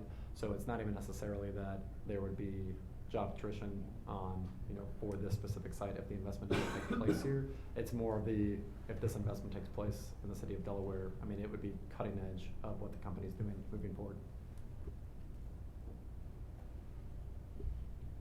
Just trying to justify a 15-year, 100% abatement for one job. Well, I think as Sean pointed out, I had the same question. The jobs they're contracting for to support the actual operation is how many? 80 some. Approximately about 80. Yeah. 80. So, but for that, you're not gonna have, so you're getting 80 positions, they're just not Kroger employees. When So they actually- will be, Well, actually, these are 80 very highly skilled Yeah. employees. They're not, and I don't mean this to sound demeaning. I hope it doesn't cross it. They're not standard logistics employees, distribution employees. They're people who will be working and maintaining the robot, the automation equipment on a daily basis. So you can imagine what they make compared to a standardized, logistics distribution. so the payroll changes, I think, overall at that facility. Well, yeah, theirs is 4 million, where the other one's 26 for the 663 full-time Yeah. employees. And I will say, when I got here, this operation was actually employing more people. I think due to a lot of reasons, the Kroger's business model, our ability to actually find logistics employees in Delaware, has changed the way they've had to do business at this facility. So the 663 is actually lower than when I got here back in 2013. So I think, again, this is really about maintaining the relevance of an operation so that it can be here long term. The grocery business, like any retail right now, is changing incredibly rapidly. I really do believe you'll see all distribution centers being mostly automated. And food service, fortunately, or grocery has had to really kind of get on that bandwagon sooner than others, because just the low profit margin that they face. They have to maximize and create efficiencies to make that profit margin sustainable. So is there a possibility that this automation system could end up replacing a significant number of employees there? Not for this project, no.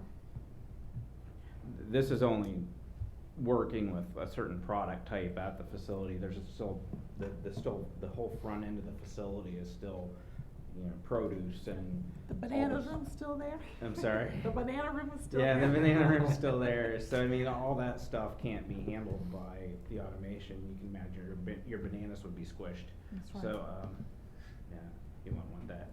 You want brown No bananas. bruised bananas. Maybe you could also mention the partnership with the British company in terms of the home good that you're.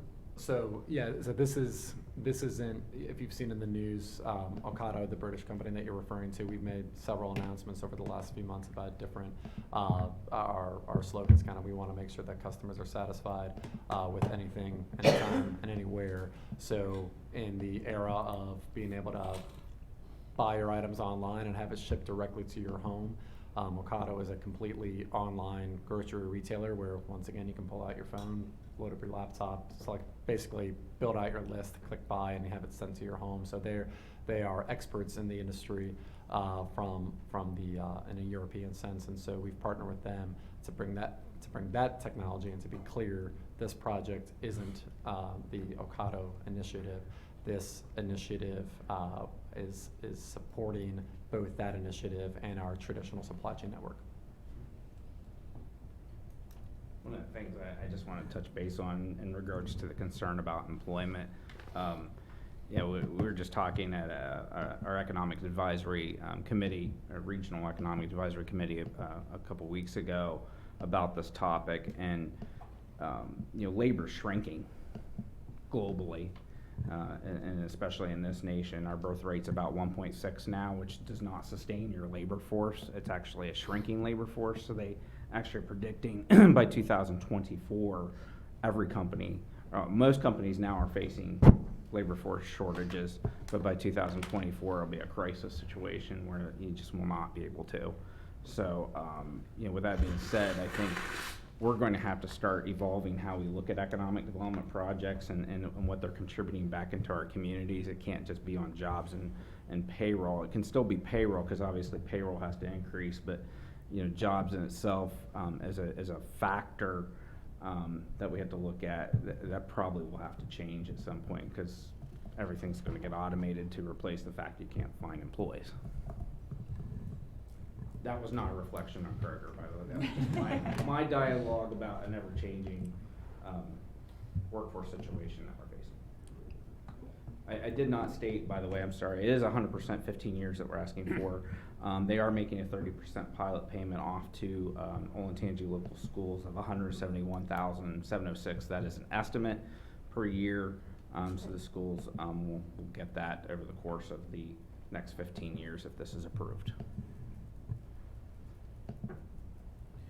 So we have, as council is aware, and Sean pointed out, we have made a request of Kroger to, for a financial contribution to the Point project. And that is, it's been the subject of a couple of our meetings with them in terms of their process. They have a capital process that they have to go through, much like ours, and that's, I think, being vetted right now by the company. But obviously, it was hard to ignore the fact that with our large Point project and the amount of money that project is costing the city and costing really the state and the federal government, we wanted, obviously, to, with Kroger being one of the largest generators of traffic out there, we wanted that consideration. So we're having those conversations. We're asking to for a second reading. So hopefully we can bring those to a conclusion. Any other questions for the applicant? Okay, take this to another reading then. Thank you very much. Okay, we'll move on to item 16, which is consideration of ordinance number 19-47 and 17 also, 1948. Ordinance number 19-47, an ordinance approving a rezoning amendment for J. Jill Properties LLC for the Rice Building from B3 Community Business District to B2 Central Business District at 50 West William Street on approximately 0.119 acres. Ordinance number 19-48, an ordinance approving a combined preliminary and final development plan for J. Jill Properties LLC for the Rice Building at 50 West William Street on approximately 0.119 acres in Zone B2 Central Business District. Those are both first readings. They'll have public hearings August 26th at that meeting. Say August 27th, the next meeting, August 26th? Yeah, is that what I It said? is? Okay. 26, so confused me. Yeah, sorry. That's okay. And item 18. 19 and 20, 21, right? Yeah, you can just go ahead and rip through them. Yes. No more. It came out wrong. Ordinance number 19-49, an ordinance approving a rezoning amendment for Macapa LLC for Bell Commons Business Park from R3 1 Residential District to R3 PMU 1 Family Residential District with a planned mixed-use overlay district on approximately 11.128 acres and located on the north side of Bell Avenue and the east side of Liberty Road. Ordinance number 19-50, an ordinance approving a conditional use permit allowing the placement of a PMU planned mixed-use overlay district to be established for Bell Commons Business Park on approximately 11.128 acres and located on the north side of Bell Avenue and on the east side of Liberty Road. Ordinance number 19-51, an ordinance approving a preliminary development plan for Macapa LLC for Bell Commons Business Park on approximately 11.128 acres on property zoned R3 PMU, 1 Family Residential District with a planned mixed-use overlay district, and located on the north side of Bell Avenue and on the east side of Liberty Road. In ordinance number 19-52, an ordinance approving a preliminary subdivision plat for Macapa LLC for Bell Commons Business Park on approximately 11.128 acres on property zoned R3 PMU, 1 Family Residential District with a planned mixed-use overlay district, and located on the north side of Bell Avenue and on the east side of Liberty Road. Thank you. In light of the hour, I think we'll take the discussion of rule suspension to another reading. That's a great idea. Okay. Now that I have one. City manager's Right, so reports. I'll rip through this real quickly. The CIP is by charter due to City Council on the 15th, and we'll have it to you in electronic version on the 15th. We're working on it now. I'll be out of the office this weekend and Saturday through Monday, and Kyle will be acting city manager at that point. The Point Open House is next the Wednesday, 21st. August 21st. Please encourage your Yes. Constituents to visit that. August 21st, what time? 5 to 7. It's a It's the Wednesday. same time as Main Street's last concert for the summer, August 21st. What time is that? Well, what's the choice? Just saying. The Point Open House versus a concert. I mean, Yeah. why wouldn't you Just go to the Point saying. Open We House? have new materials. We have You do what you want to do. got I know where I'm going. engineers. We got engineers. Shut the Full bub of up. engineers. Yeah. Shut And the I- bub is playing. And I think the Summer on Winter Street came, it was in the last couple of weeks, I think, so, sorry, anyway, Have a but, good time. Well, we please, will have materials. you've been, Tell us how it goes. yeah, all right, we will. We'll have all the materials online too. Post on. Okay. Poor man. Another thing, priority goal setting, we sent out a couple of weeks ago, priorities for that came out of the workshop with City Council. If you try to get that completed and get it back to Kim, we'd appreciate it, so we can establish kind of where the ranking is for a number of those goals that we That had. was hard, Tom. I mean, you only gave us a certain number of ranks, and there needed to be twice the number. I was was that the following the purpose? direction of the facilitator, Jane Dockery, who has done this with a number of city councils, and they probably get the same issue. I'll report that back. Well, I mean, I think that was the point of it, was they were Yes, really they're hard forced- decisions. Yeah, yes, because you can't do all of them. Right. And you have to prioritize, and that's what we're trying to do, so. Anyway, I appreciate that you've started to look at those and hopefully get them back to us. And real quickly, I got my 20-year award from Warpsy as being one of the longest-serving members, and yours truly got third in the Staley Aquathlon this weekend. Congratulations. Nice. I have a field of 20. Wow. 3 men, or 3 adults, so did all right. But it was a Pretty small group, so that's all. Thank Thanks. you. Mr. Jones? Just real quick, I think I'd read this afternoon that email that Vice Mayor Schaefer sent about the recommendation for the parking changes. I know I support it. We recommended it as a committee with the parking safety, so I just hope everybody takes the time to read that information, and hopefully you support it as well. So, that's it. Ms. Keller? One quick note about the streetlights. I don't know if anyone has noticed that we're doing streetlights differently.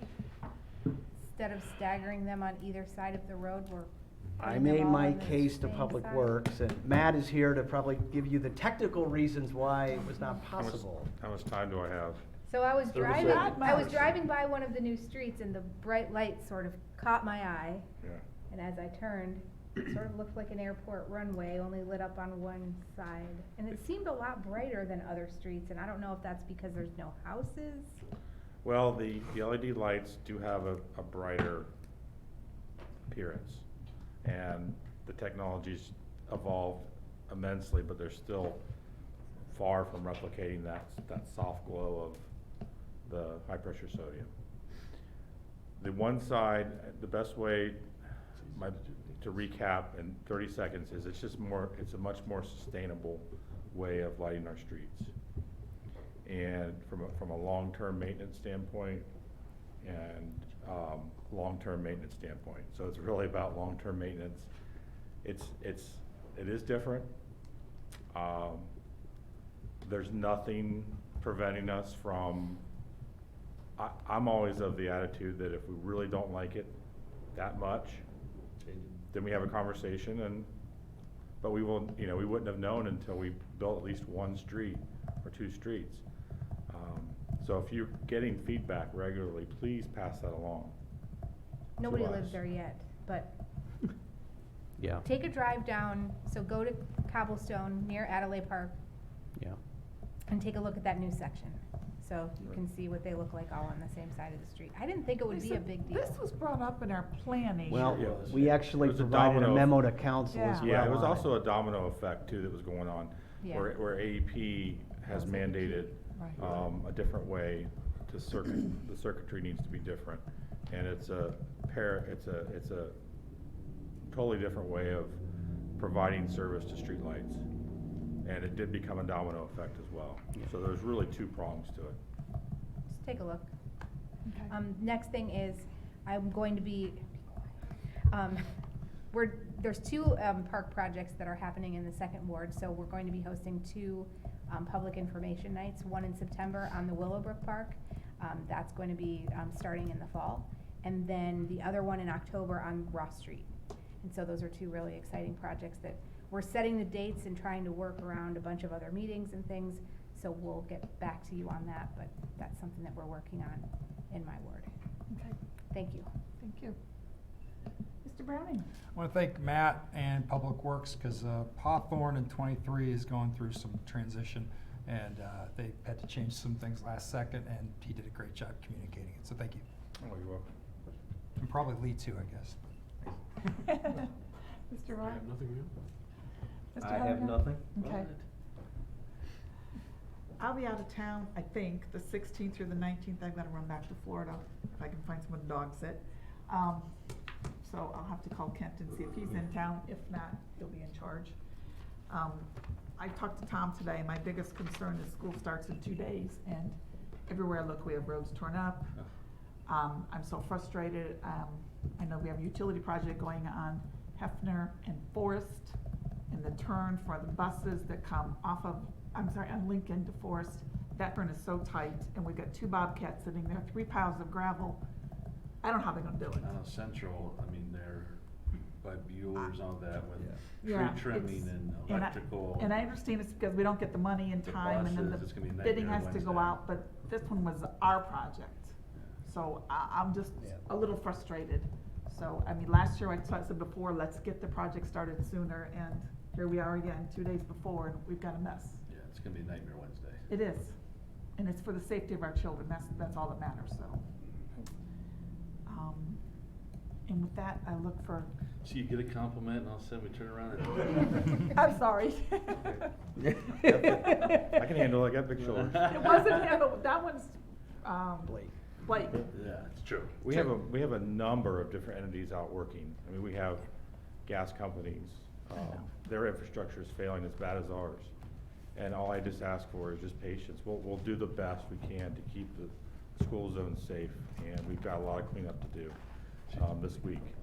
I think So- we need to convince the state to release the money earlier, since our schools are going back earlier and earlier, every single year, a week earlier. We can't get stuff done. Yeah, And it's- that would be helpful. It's time to lobby. Yep. Okay, I will look for a motion to adjourn, So moved. and we are So adjourned moved. at 9:34. George is